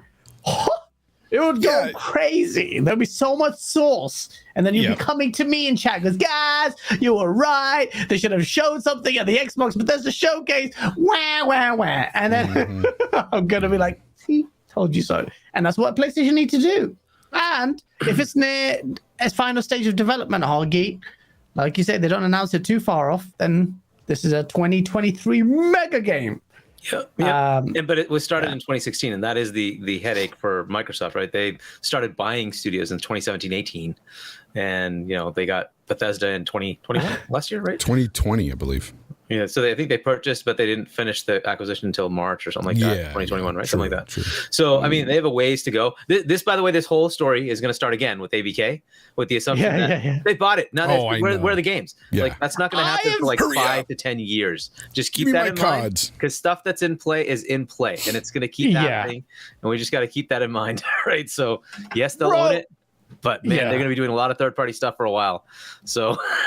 Yes, thank you. I'm glad you said that. People need to get their expectations in check. Speaking of expectations, can someone explain to me the logic behind some of the crap people are blurting out? Bobby Kotick got re-elected as Activision Blizzard CEO. Apparently, it's Microsoft's fault. Did you think the acquisition completed? No. Has the deal been done? Did Microsoft own Activision? Microsoft can't do anything with them, right? They can't touch them right now. They can't touch them. They can't touch them. Yeah. Literally. And this is probably part and parcel because of the, expected acquisition going forward. This has to happen. It's just like by proxy, just I think I've said this in. before too. Is like, be careful with the assumption that once they acquire them, that they're going to get rid of Bobby Kotick. That's probably not going to happen immediately, because they need to understand Activision, right? And they're going to get that from Bobby Kotick. So there's going to be a transition period. It might be like a year or two that they're working with Bobby Kotick to understand how to run Activision and transition to somebody else, right? So just keep that in mind. It's not going to be an automatic, immediate. I got to jump in there though. Okay, but I got to jump in there and just ask. So are you telling me that Bobby Kotick is the only one who knows how Activision Blizzard runs? Are you telling me they couldn't have gotten someone else into that position now? And tell me how the hell that happens that Bobby Kotick gets voted back in. Because he's the one who's Bobby running Kotick gets voted back in. What would you do, right? What else would you do? I think that, they're basically saying, we're going away, right? The board, we're going away. And what are we going to do in the interim because they don't want to disrupt anything for the next, 6-9 months, whatever it takes to finalize, right? To say, let's just let this roll. And when it's done, Microsoft takes the headache and we're done, right? The board just basically has to deal with that. And they're like, well, why rock the boat? We don't know if somebody else can take this on right now. It's working. We're releasing games. And we give this to Microsoft and let them deal with it. But is it really working? It would be shocking, Fonz, if they didn't re-elect him. Well, there's been a lot of negative press still with Blizzard and Activision, and even their games. Let's face it. That's going to continue. That's going to continue. You can't get rid of Bobby. If they didn't re-elect Bobby now, it would be a shock, because they're like, he is whatever he's done is so egregious that even they couldn't withstand tolerating him until this very mega multi-billion-dollar deal goes through. And what's sad is that they're going to pay him out as well, handsomely. He'll definitely come off well. But you got to remember, you're all forgetting, Activision have confirmed that they're actually nice. There was no wrongdoing at Activision. They've told us as much. So that's one thing. The second, they looked and they found no wrongdoing, so Activision are fine. And secondly, if Bobby Kotick isn't still at the company, like, Microsoft have to have the choice to make.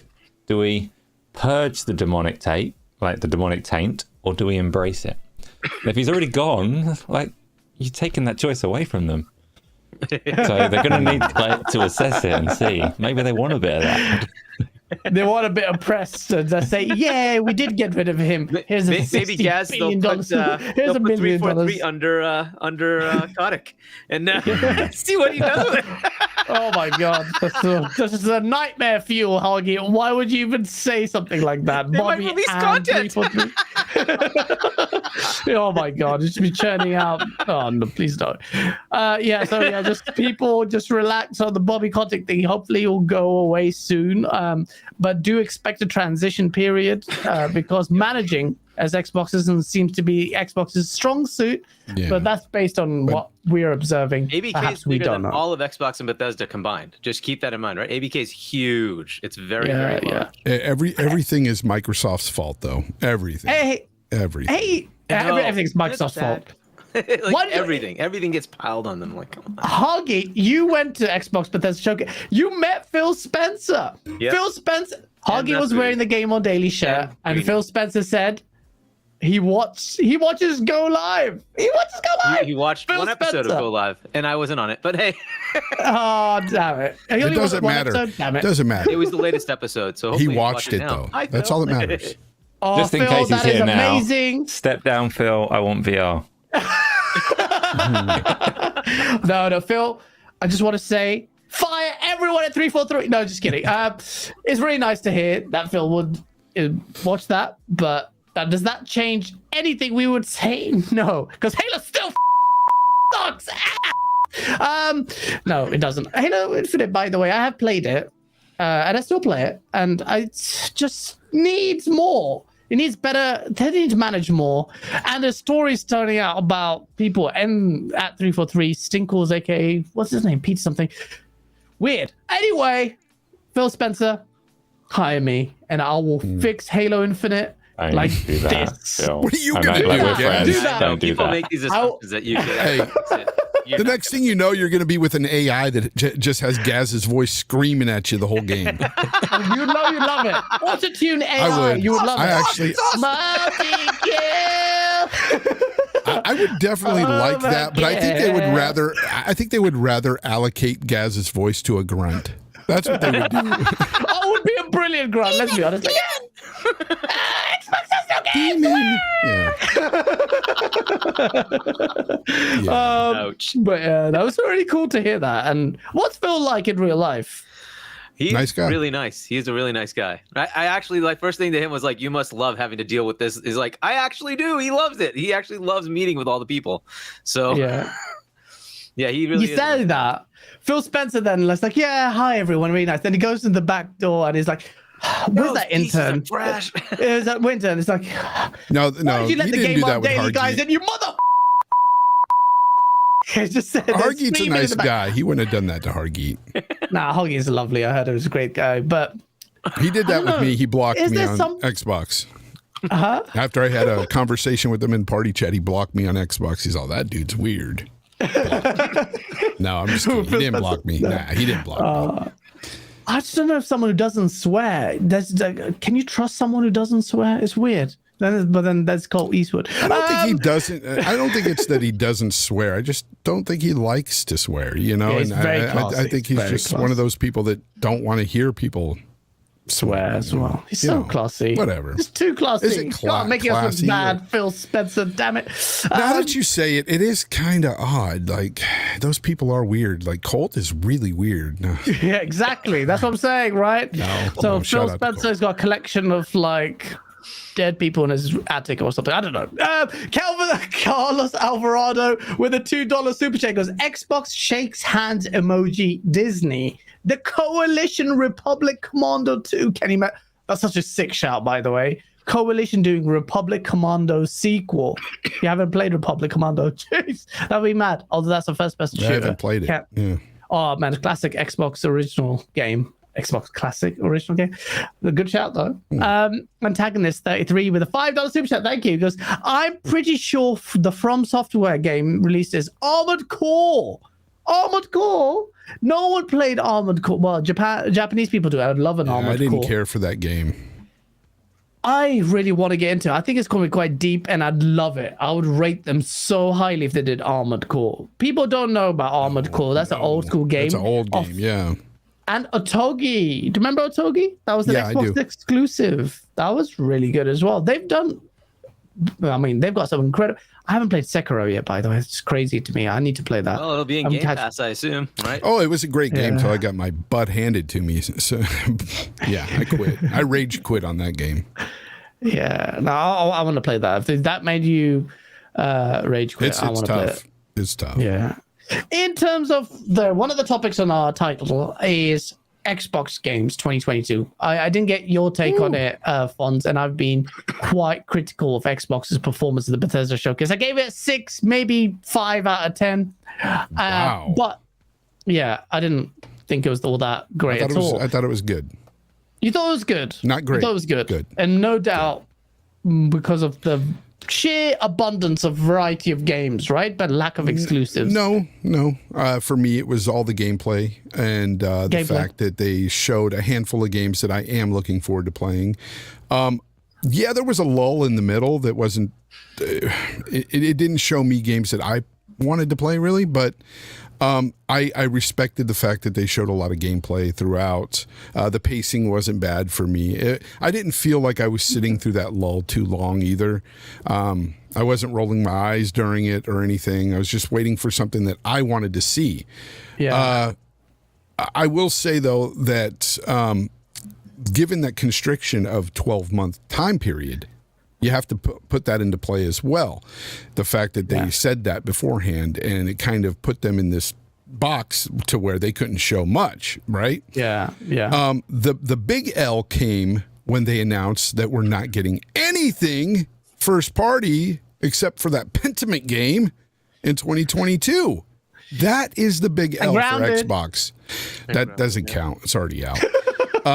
But the fact that everybody was banking on Forza Motorsport to come out this year and telling me, don't worry, Fonz, this year it's coming out. And, even King came onto my show. Shout out to King David. He told me on my show, and I'm going to ask him about this tomorrow because I will be jumping in on their show tomorrow. I'm going to ask him what he told me on my show was that if Forza does not release this year, he's giving Xbox a big L, and he will complain.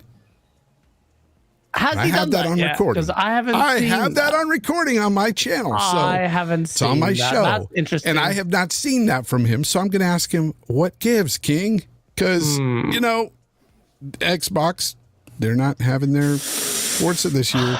There's no big first party game. Where's the L you were going to give them? I love King David, but I'm just going to give him a hard time about that. But yeah, that's the L. We don't have any big first party game this year. That's horrible. That's actually a massive L for King because he was giving Blaze 4K a lot of heat for saying Gran Turismo's going to get delayed, and it didn't. And then Forza gets delayed. Well, not delayed. No, it didn't. It never got announced. Never got announced. But then he announces that. But I will say one thing about the 12-month time period they put on this show. I believe, the more I've been thinking about it, I think this is going to be something they're going to stick with going forward. Yeah. And it's because it goes back to what Phil Spencer has said prior years. He doesn't want to show things too far out. And here's where a lot of people need to, back off and not say, anything negative about this really. Because if you're an Xbox fan, I think starting next year, you should see some great games coming within the next 12-month cycles. Oh, yeah. So it's not really going to hinder the show next year. You're going to see some bigger titles get announced next year. It's just that this year, it was just kind of a fluke, especially when Bethesda came out and said, hey, we're not putting Starfield out. Nobody expected that. I'm sorry. As a Bethesda fan, they have not delayed a game since Oblivion. And so I thought that date was going to stick. Yeah. So I mean, you put it in your in-game engine showcase. It's set in stone. That's why if they say it's coming out first quarter, I believe it. It's coming out. Well, they said first half, right? First half, well, whatever. Starfield and Dealer was saying this, and I tend to agree with Dealer here on this. They showed off the first 12 months of gaming. Then they stopped, and then it came to the next section, and that's when they talked about Starfield. That's when they talked about Wolong, Fallen Dynasty, and they talked about Hideo Kojima came on stage. All of these games look like, Starfield, I don't think you're going to get in the first half of next year. I think it's going to be latter half of next year. And because there's too much next year in the first half, even if you got Diablo, you got Redfall, you got Forza coming out. That's not even all of them. There's loads of missing. To say Forza, in my head, or I'm not letting you back on the show. Forza, sorry, Asa, Forza coming out. next year. Starfield is, I'll take the L, but first half of next year, it's not coming out. I'll take the L. I'm with Dealer on that. And I did say it as well. It's not coming out first half of next year. Mark You don't think my it will? words. Why? It will come out second half next year. Why do you think that? Well, combination of two things. One, there's too many games coming out in the first half on the Xbox with the first 12 months. That's to come before June, middle of June, based on this 12-month thing. It has to come out. But what's good coming out in the first half? That's what I'm Loads. Diablo. That's not first party. I'm Forza, kidding. Redfall.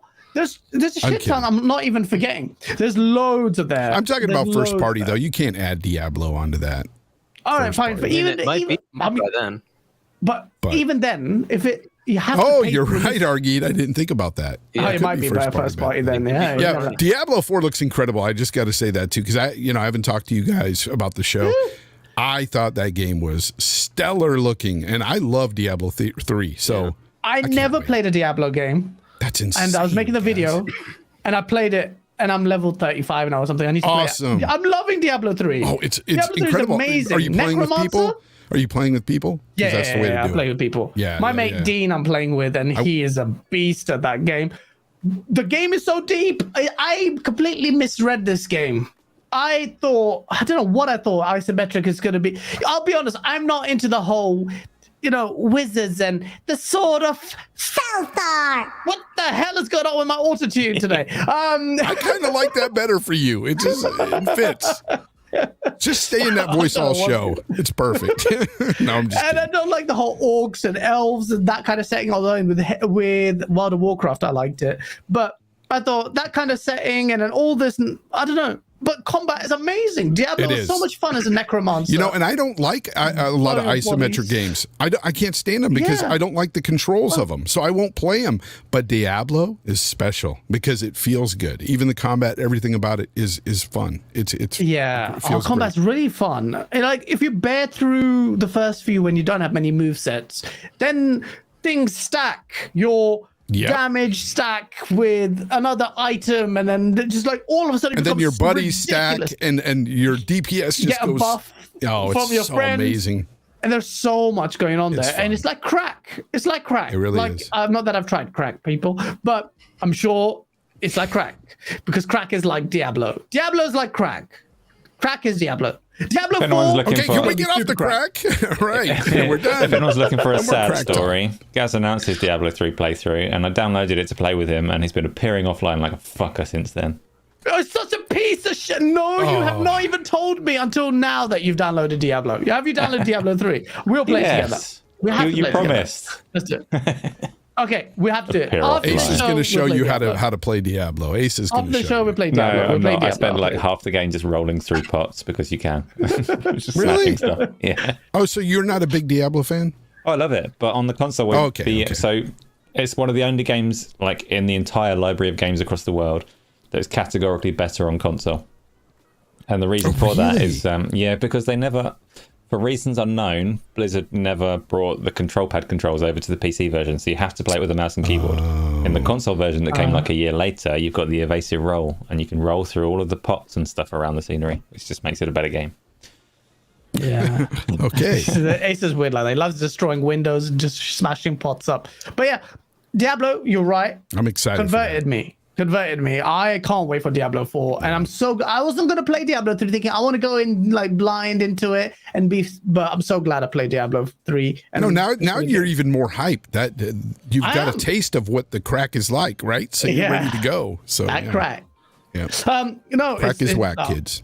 Crack is whack. Don't try crack. I've never tried crack. Please don't try crack. Unless you've tried it already, then don't do it. Anyway, Spriggan, let me just move away from the crack talk. Gamer by choice. Thank you for the $5 super chat. He goes, if I only play third-party games all year and I enjoy them, I do not need a first-party title to have a W for the year. Great show. I understand that, gamer by choice. A lot of people but at the same time, you have to keep the energy. We're assessing the performance of a platform holder that doesn't have any first-party exclusives yet from day in and out. And every show we cry about first-party quality games and how that's a measure of a studio or a platform holder's success. And Xbox is there going, oh yeah, we've got the most studios there, and they don't churn anything out. next year, if there's a repeat of this performance, I swear to you, if I'm the only one there lasering them, shame on all of you. And I was keep saying it's not good enough. It's not good. I understand. This is why I'm asking. The topic is the Xbox release slate for 2022. I'm excited about all the games, Terminator and all of that, but Teenage Mutant Ninja Turtles and all of these games that on Game Pass, blah, blah, blah. It's not good enough, though, if your Xbox first-party titles are missing. I'm sorry. We'll have to disagree on that. I think it's a shit show if you are doing a show like that and you don't have a single first-party exclusive to show off. New one. I thought that's poor. That's just poor. To me, it's poor. Whatever excuses people make, you might think I'm just being heavy-handed, and some people say it's console warring stuff. I just think it's just rubbish standard. But we'll agree to disagree on that one. What about 2022 and the actual games that we get to play? What is there this year? Because I made a little list there, but this was hastily done before the show. Huggy, what's coming to Xbox in 2022? You can't be third party, I guess. Can't be third party. I mean, so you never asked what I thought about the showcase. But, shit! Huggy was there.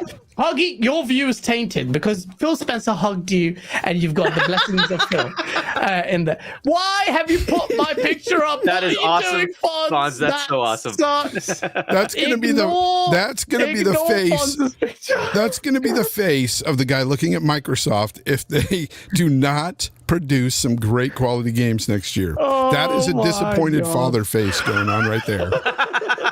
That's it, right there. People, right there. Listen to Spotify. You just don't need to know what's happening right now. He's putting up my sex photo up. But moving swiftly on, what did you think, Huggy? Okay, so look, I thought it was. I went in with several things that I wanted, and a couple of them didn't happen. I wanted release dates for 2022 something, right? And all I got was Pentiment, which I'm actually excited for. That's fun, but it's a small game. It's not a third party, a AAA first party game. This is great. Oh no! And I already knew Grounded was going to come out. That's fine, whatever, right? But no 2022 release date for something from Microsoft, which is kind of disappointing. I was also looking for Halo content. Didn't get anything. Oh there. Yeah. Nothing with that. Nothing with Halo. First, the show or the extended showcase. Neither one. Anything for Halo. That's a disappointment. However, the other two things that I was looking for were, stuff that's coming to Game Pass, and that's basically what their shows are going to be now, right? This is the stuff you'll play in Game Pass, right? And I got a bunch of stuff there. That's pretty cool, right? So I was, I'm not, blown away, but it wasn't bad.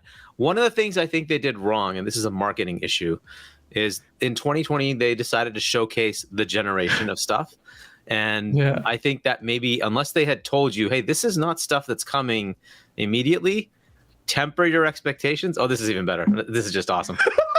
I love it. This is awesome. Is that like the Yakuza haircut or something? Yeah.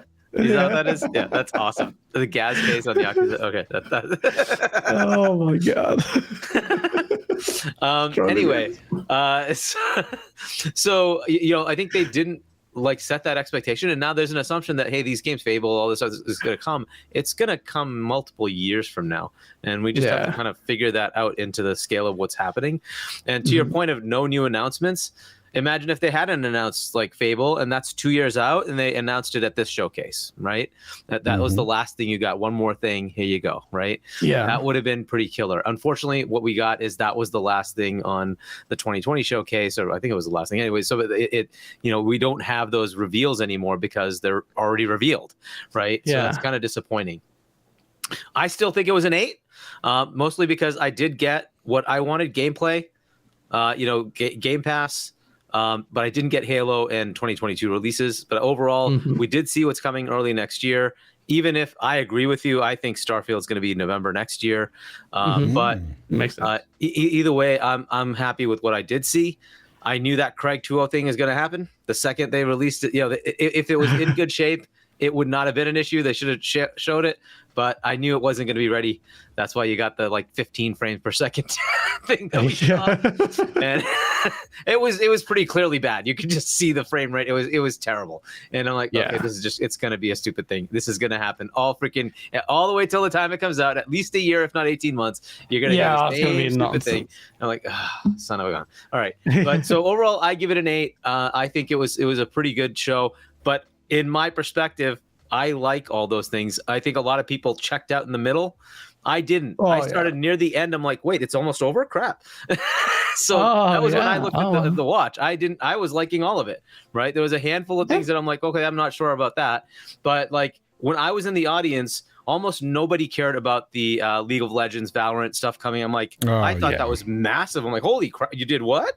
Yeah, like, it's a big announcement. It's just not fitting for the Xbox kind of console people. Not for Xbox themselves, even. Just the Xbox crowd isn't looking at League of Legends at all. Exactly. On PC, right? It's weird. It's big, but it's like, I don't think that fit with that fan base, or that audience, right? They're looking for console stuff, and that's just not there, right? And but the big things that we had there were, when Phil came on, everybody loved it. This was physically, he came on stage before the showcase started. And then the other one was the Kojima announcement. That was big. Though, the only reason it's big is console war, because there's literally no other reason, because we have no idea what that game is. We have no idea what that game is. And power of the cloud, people. Right? Who cares? Power of the cloud, right? What does that really mean? Crackdown 3 had power of the cloud. What does that mean? Nothing, right? So, like, ultimately, unless we know what that game is, how are we supposed to get excited for it, right? So the only reason really is just to say, hey, Kojima is coming over to Xbox as well to do something, right? That was really, it was big.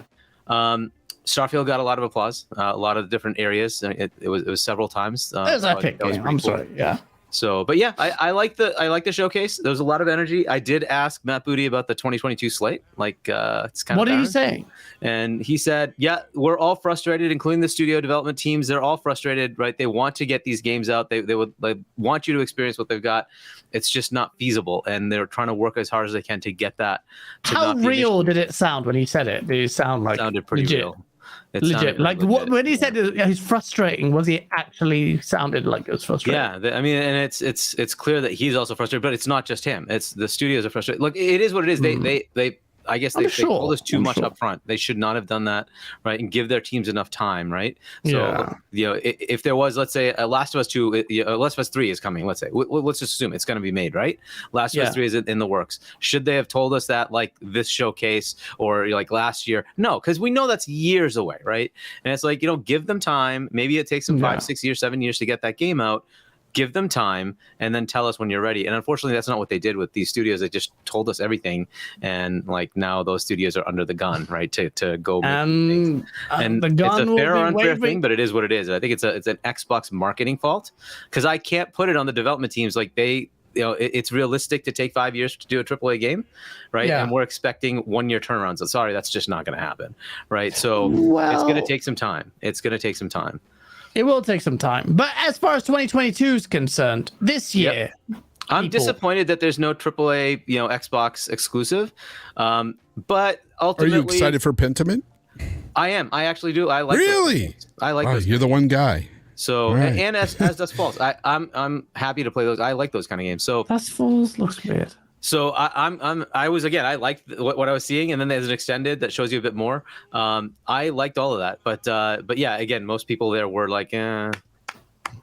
It just wasn't resonating with a lot of the players. They're looking for those big AAA experiences, and I think that's one of the things that I think going forward, Microsoft needs to learn is they need 2 showcases, but one of them needs to be, the next season update, the next, smaller indie title, right? Those kind of things need to be in a second showcase, and the first showcase needs to be AA or higher, and it needs to have like big games that are coming into Game Pass day and date, third or first party, right? It needs to really resonate there. I didn't see one of the things I was hoping for was they wrote the check to one of the other guys that are third parties that are putting out AAA games. That was missing. A lot of people said. I'm like, where's the check? Why didn't you say, whichever big Where's game? the check? Money hat.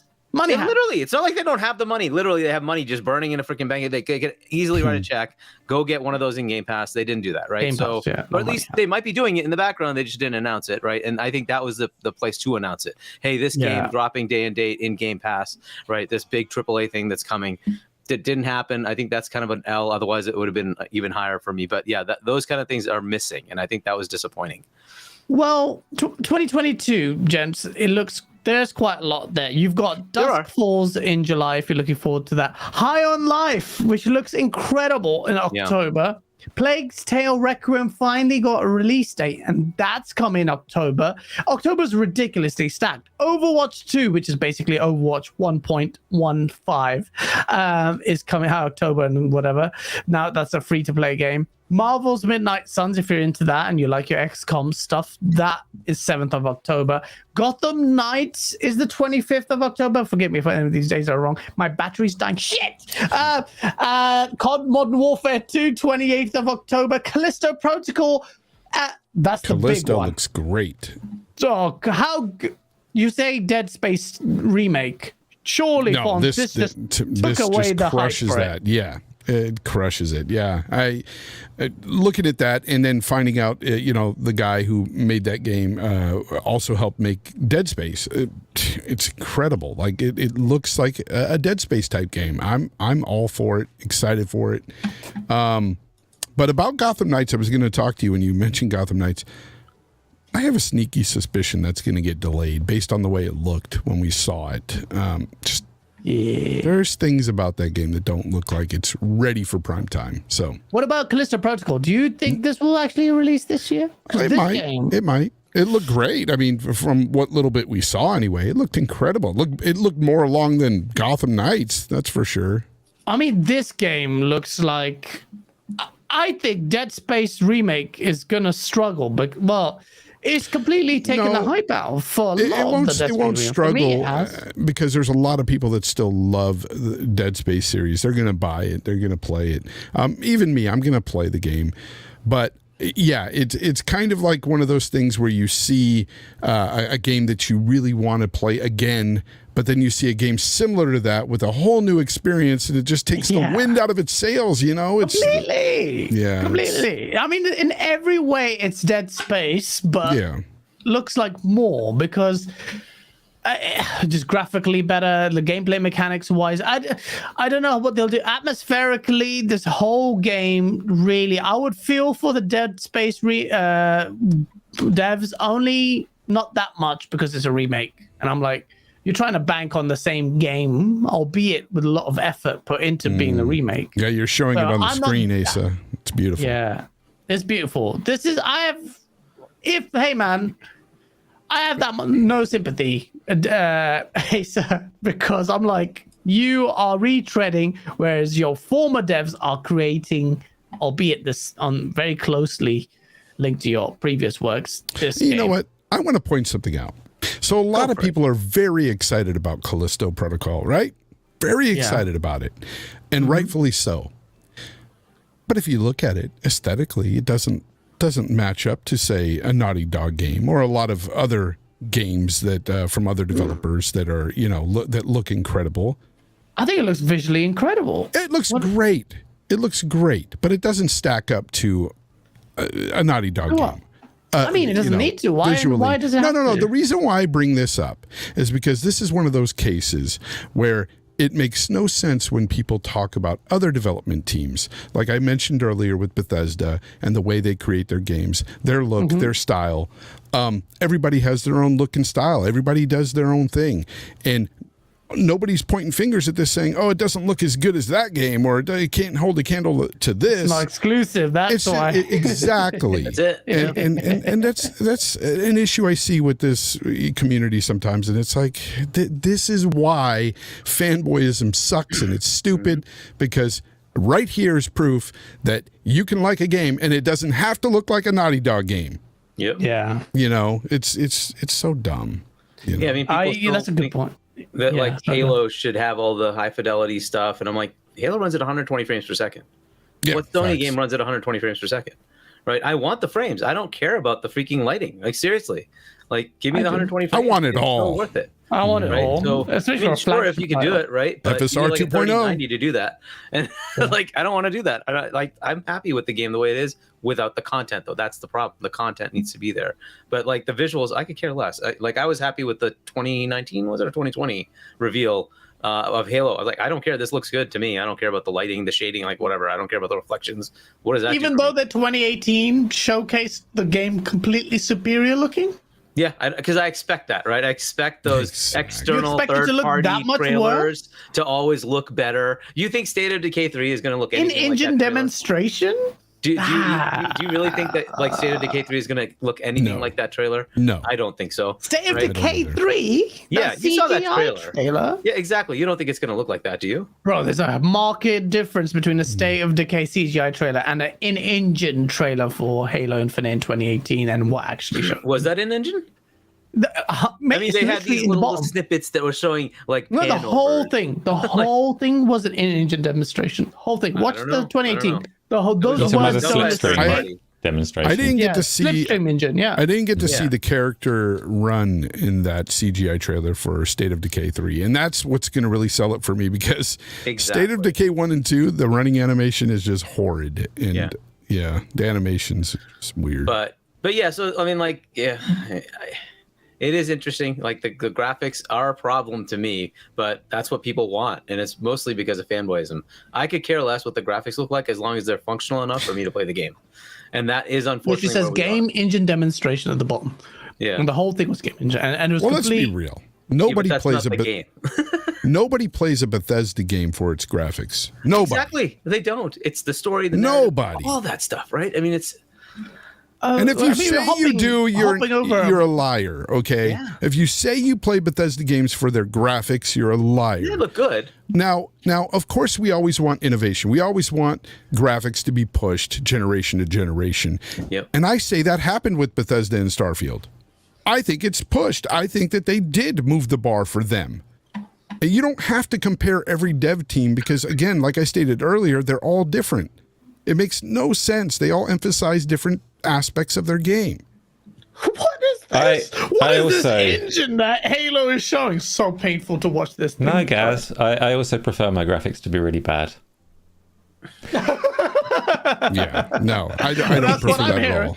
I like pretty graphics, The water. but I prefer more substance in my games to graphics any day of the week. I 100% with you. Is the reason why Elden Ring is more for impact than Horizon Forbidden West. That looks Facts. beautiful. Perfect Someone in case chat scenario, said it. right? Said it. Elden Ring isn't the greatest looking game, but the substance within is incredible, and This that's is what makes it an bullshit. incredible This game. right there, that game engine demonstration is bullshit. So at 343 need to be called out for that bullshit. That is pure bald-faced lie. Yeah, And I don't know. And engine 343 has demonstration, not I agree come with up you. to- Like, that's Yeah. a trailer that shows you what the engine is capable of, but not the game. Right? That's exactly what happens. That's what you They might as get. well Like, show me a and then picture you have of these a piece expectations set that of it's going to look like this. pineapples No, and say, hey, Right. look at this pineapple, Halo Infinite. Oh, so disgusting. That egregious breach. I will not tolerate it. Same way I did not tolerate Killzone 2's reveal.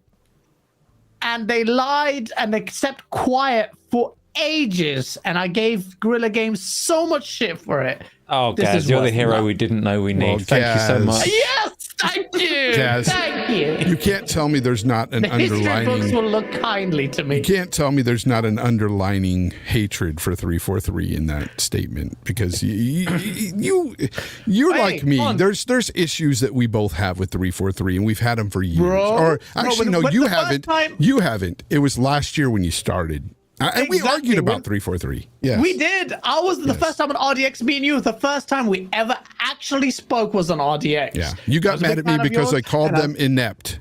You called them inept, and I was like, "No, you're being really harsh." They did right with Halo 4, but and half of it Halo 5. It always ends up in Halo. And who was right? Are they not? Are they not pretty inept? You and I apologized to you, and I said, "You know what, Fonz? You were 100% right. There it is. So don't doubt Fonz." I think the only success that they've really been having, and I'm not saying the 343 development team can't do anything. I think they could do a wonderful job and make a game and stuff, but I think it's the direction. I think it's management. It's the lead that they really they need a good leader. And I think Joseph Staten, stable team. I think Joseph Staten or Staten, however you say it, I think that man is really what got Halo Infinite out the door in decent shape. I think so. But they could have done a lot more had he started with them a lot earlier. Yeah. That's and what I don't want to shit on Halo. I don't want to shit on Halo anymore because I know you guys, everyone's going to, it's coming soon. Oh no, here we go again. It just needs to happen. That's the, anyway. I'm going to move on from that because I know people just get so salty and I can cry about 343 forever. But you're right, Fonz. That's a leadership thing. That needs to change. I would love to. But it did. While you were there hugging Phil Spencer, I would have been there. Right? They got rid of Chris Lee and they got rid of somebody else too, right? Like the multiplayer head or whatever. But they did do that. That's literally what they did. Well, let's see what they do. Bonnie Ross is still there, and I don't know. I'm not saying get rid of Bonnie Ross, by the way. That's a horrible thing for me to say. I still say that's a horrible thing for me to suggest. But let's see. Get Dan Lazaro with a $2 super. She goes, Gaz wants everyone to be as frustrated as he is. Yes. Especially sexually. That's what I want. So anybody saying, by the way, to fire Bonnie and put Joe in that position, what the hell was that? That would be a bad idea. Oh, was that you? I thought someone just came into our stream. What happened? We won or something? Oh, that was so weird. Sorry, Hargeet. Yeah, no. Some like people want to like fire Bonnie and put Joe in that position. That would be a terrible idea because Joe is good at doing the actual game development. That's the point, right?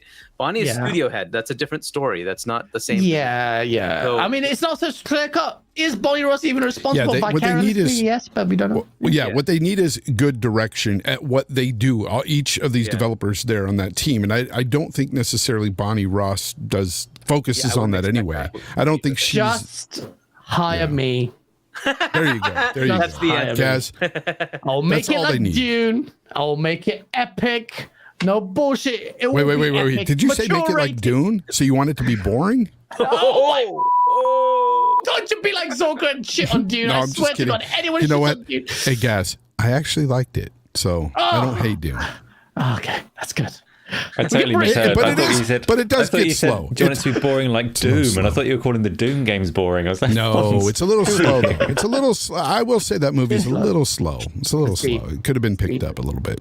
You could have skipped certain things. But whatever. I'm a fan of the original Dune too, so. Yeah, I didn't. Okay, well, let's not talk about that. Before we end the show, this week we also saw Fall Guys and Naraka Blade Point come out. I've downloaded those. I'm waiting to play with peoples.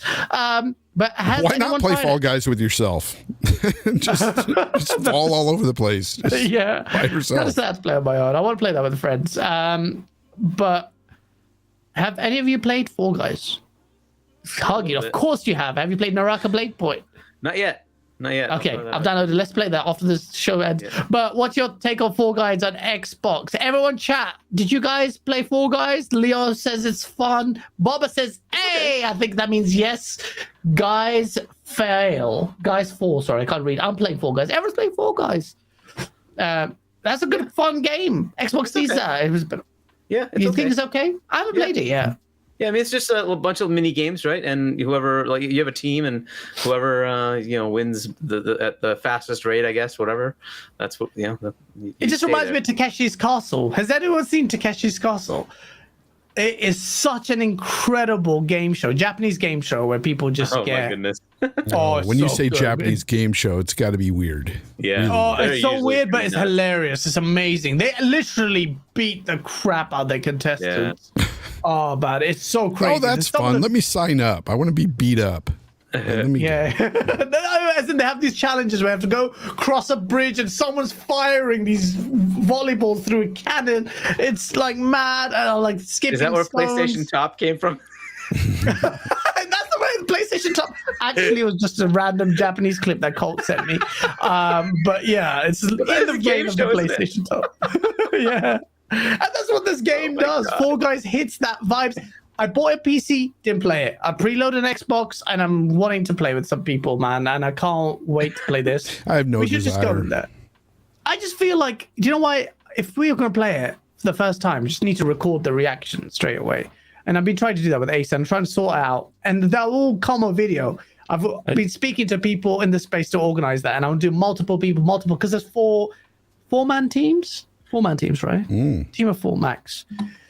So we can play that. Naraka's terrible. It won't be the first time for me. I played Fall Guys when it came out on the PlayStation and PC. It was a PlayStation Plus free game when it came out, and I played it then, and I didn't particularly get along with it. But it had like a little resurgence of hype. When it first came out, it was really popular in the streaming space. There were loads of people streaming Fall Guys. Like, it had a massive burst there. But it had the mechanics didn't quite fit for me, because the way that you interact with the other players, like the grab mechanic and things, was just like a little underwhelming. I wanted to be able to hit people a bit harder and have better ways to counter people to make it more fun. But also it would throw in unequivocally, like without fail, you get these terrible team modes. So it was a free-for-all, like 1 to 60 players, and you'd be doing these chase targets, like get through the obstacle course. And that was fun. But then it would put you into these like 3 or 4 teams in a game that just felt completely random on whether you got through or not. So they might have improved it a great deal since then. I'm like I'll play it with you guys, because I know you're going to appear offline and like avoid me for the next 3 weeks. But if that doesn't happen, we'll give it a go. We definitely will. I want to play it. I really am. And Naraka Blade Point, but that's a game I want to cover. I played it on PC. It's a really good game. I thought it was really good, but isn't that the melee battle royale style game? Yes. Yeah. Very unique in terms of very strong traversal mechanics, and some things are very just mechanically different. Like, you morph into this massive beast sometimes as a super, and it's just weird, but it's really nice. But I can't wait to play it on Xbox. Preloaded, ready to go. And I was going to play it last night, but I was just too tired. But definitely lots of games to come out here. Like I mentioned, like this 2022 game list is ridiculous. You got Dustfall's High on Life, Plague's Tale, Overwatch, Midnight Suns, Gotham Knights, Modern Warfare 2. It's going to be huge. Callisto Protocol, if it doesn't even get delayed. Legacy and is Hogwarts Legacy still coming out this year? Supposedly. Supposed to. Right, and my assumption was that was going to be announced as far as the release date at a Sony showcase, because they have the marketing of that game, right?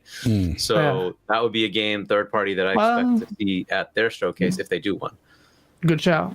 Yeah. So there's a lot. Right, there's still 40K Dark Tide. Oh yeah, bloody hell! Is that coming out this year? Yeah. Yeah, September. Oh my. September. Gollum. Oh shit. There's a lot of third Gollum party. game is coming September 1st. This is why we knew, and then people are like, but I don't care about first party. Yep, Saints Row. Saints Row, yeah. I wonder if that's gonna be any good. I'm gonna play it. I love Saints Row 1 and 2, but I don't know if this will be good. But let's see. Yeah. Fair enough. I didn't play that one. When they got too crazy after 3, I didn't play them. But there's a lot there. There's so many games out there. This is why I was a bit more forgiving of giving it a 6. Generally, I thought that's the highest high I will go. But it's like, there are a lot of games there. So many good games there. And Quick Resume has just ruined the way I play games now, because my ADHD just does not let me play one game. I have played so many games, although I did complete What Remains of Edith Finch. That's the one. Love What that Remains game. of Edith. That was deep. I remember there was one time I was going through something. I couldn't afford a game. I was just sitting there, and all of a sudden Rand just purchased it for me out of the blue and just sent it to me, and I was like, oh, what's this? It's an indie game. I don't want to play this, and I started playing it. I'm like, holy crap, this thing is really deep. It is really deep. Good. The story was so deep in that game, man. The really good game. You have to try it. Like, you have to. It's just amazing storytelling. Play that. Play Death's Door. I'm finally playing Death's Door. Really good game. Loving it. I've just been playing that party chat. No Man's Sky I played as well. That's great. Been playing so many different things because of Quick Resume. Just bouncing up and down from like multiple games, which is a problem with Quick Resume, but I can't go back to non-Quick Resume now. It's like even on PC now, because I mostly was playing Apex Legends and stuff. Now I'm like, I can't just, the urge just flipped another game. It's just like, I don't know. If you're like, I got that game to play too. I'm kind of struggling with that right now with Teenage Mutant Ninja Turtles and Teenage Mutant Ninja Turtles as well. Because Sniper Elite. Yeah, so I played Ninja Turtles first, and I went to Sniper Elite, but now I'm kind of thinking maybe I should just go back and beat Ninja Turtles. It's short, and then I need to do that. Well, if you're on that, let's just play after the show, and let's just get some games going. But yeah, there's a lot of good games there. This week there's dead for news, but in terms of actually playing games, it's really high, chat. Yeah, so it's decent. Yeah, so it's healthy. It's healthy. The generation's healthy. We'll see all of that change next year. I'm very confident as far as Xbox is concerned. The PlayStation, I have high hopes for their summer showcase. I think me too. I would love if Bloodborne 2 was announced and it's PlayStation exclusive just for the source. Yeah, you need it. The industry needs it. And as a gaming fan, just games in general, people, you're gamers. Yeah. If you have a PlayStation 5, be excited for any game that they announce. If they announce something that you like, be excited. Yeah.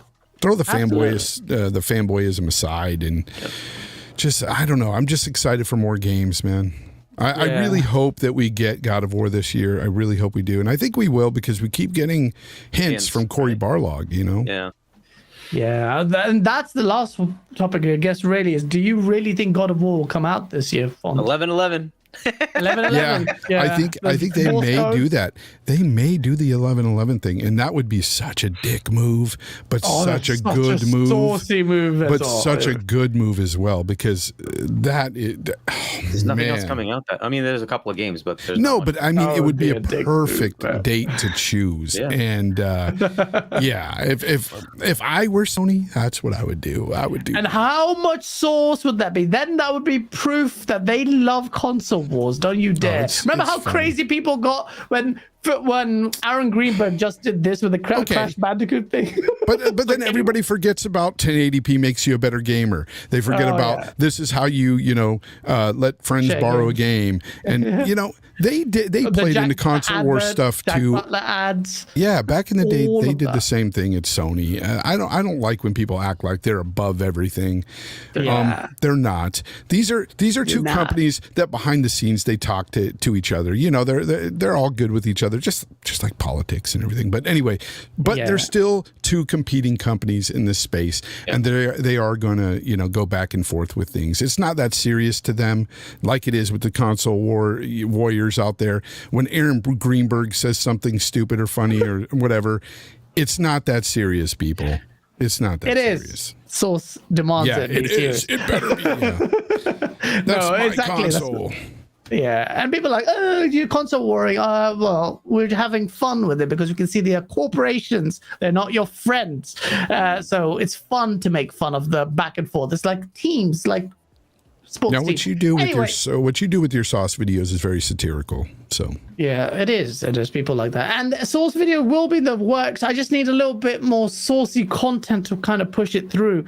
But it will come. And I like that you've told me the new format is what you want. Less overly long skits. I'll figure it out. Don't worry about it. But thank you everyone for tuning in. Still 400 people watching. Just smash that like button. We are going to say our goodbyes. Before we do, we let these gents do their outros. Hargeet! It's good to have you back, man. I hope you had a good time. Yeah, that's pretty good. And I have a question for all of you as to when we should start talking about whether Spartacus is resonating or not. That'd be an interesting thing to do. Probably a few months out, right? But it'd be an interesting thing to think about. Like, that was the big Game Pass competitor. Did that actually land or not? It'd be an interesting thing to look at. I don't think it just so. came out, right? But that's a good question. Be interesting to see where that ends up, right? But yeah, it was pretty good. Finally, be back. And welcome back. Yeah, it has been great to have you back. I love Hargeet's laugh, man. I swear. Even in party chats, it's always great to hear. That's what it starts a domino effect of other people laughing because when he starts, is that the kind of laugh? Whereas mine's more a shrill laugh. It's like, shut up, guys. But last but certainly not least is, welcome back, Fuds. Thank you. It's just been too long. Good to be back. I know we've kept in contact and we've been talking behind the scenes, but it's great to be back, and it's great to see all these awesome, not faces, but their avatars in the chat.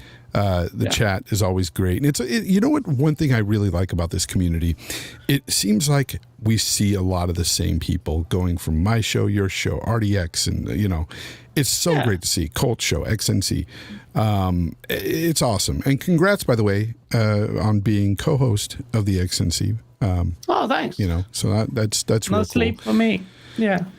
Yeah, that sucks. Yeah. God, it's like 5 a.m. and you're like, can we get off? Yeah, it's tough. But no, it's good to be back. And I will be returning with GTL. And not this Sunday, but next Sunday, I will be back. Season 2 will start. And I'm trying to get a guest now. And we're going to have, we're going to have some fun. Definitely, man. So good to have you back. And Fonzarelli Gaming. That's the channel. Check out Fonzarelli. If you don't know me, Fonzarelli Gaming. Please do check him out. And please tell me you're working on a video so we can hear your amazing intro as well. No, I haven't been working on anything. As you know, the news sucks, man. There's nothing really that I can really bite into. But as soon as something comes up, I do want to put out some videos as well. So can't wait. That's what's missing. I want to have a little bit of the Fonz flavor in this game. It's too nice, that music. I can hear it in my head right now. Last but certainly not least is Acer. What? Now that your VR headsets are broken, divine justice has been imposed upon you. Will you be frequenting pancake games for your viewers? All over the pancakes. Yeah, you can. So I'm kind of torn between Twitch and YouTube at the moment. So just to be on the safe side, subscribe and follow on both of them. I'm sure. Yeah, Isla's linked them for me. Thank you very much. I will be playing some pancake games. I do a 1.5 2 hour solo show on a Thursday on the YouTube channel. And of course, we're here on the GameOnDaily channel every week where you all are with us having a good time. So thanks for that. And we will catch you next week. Go for it, guys. Absolutely, we will do next week. And I've got one video in the works. It's about Xbox's first-party studios missing in action. Yeah, come at me if you will. But it's going to be a serious video, non-source video. Oh, really? Check it out. Yeah, it will then be. I'm not tuning in. No, I'm just kidding. That's what a lot of people say. That's what a lot of people say. It's not source, I don't care. But, well, hopefully you enjoy it. I like your serious tone as well. I like it. I like those videos. Oh, thank you. Thank you. And there'll be some good tunes and good music and a lot more videos coming, as we promised. So Monday, Tuesday is when they should come out. But yeah, Thank you. Smash the like button. If you're on Spotify, YouTube, listening to us, thank you so much. We love you all. Take care and see you soon. Brah!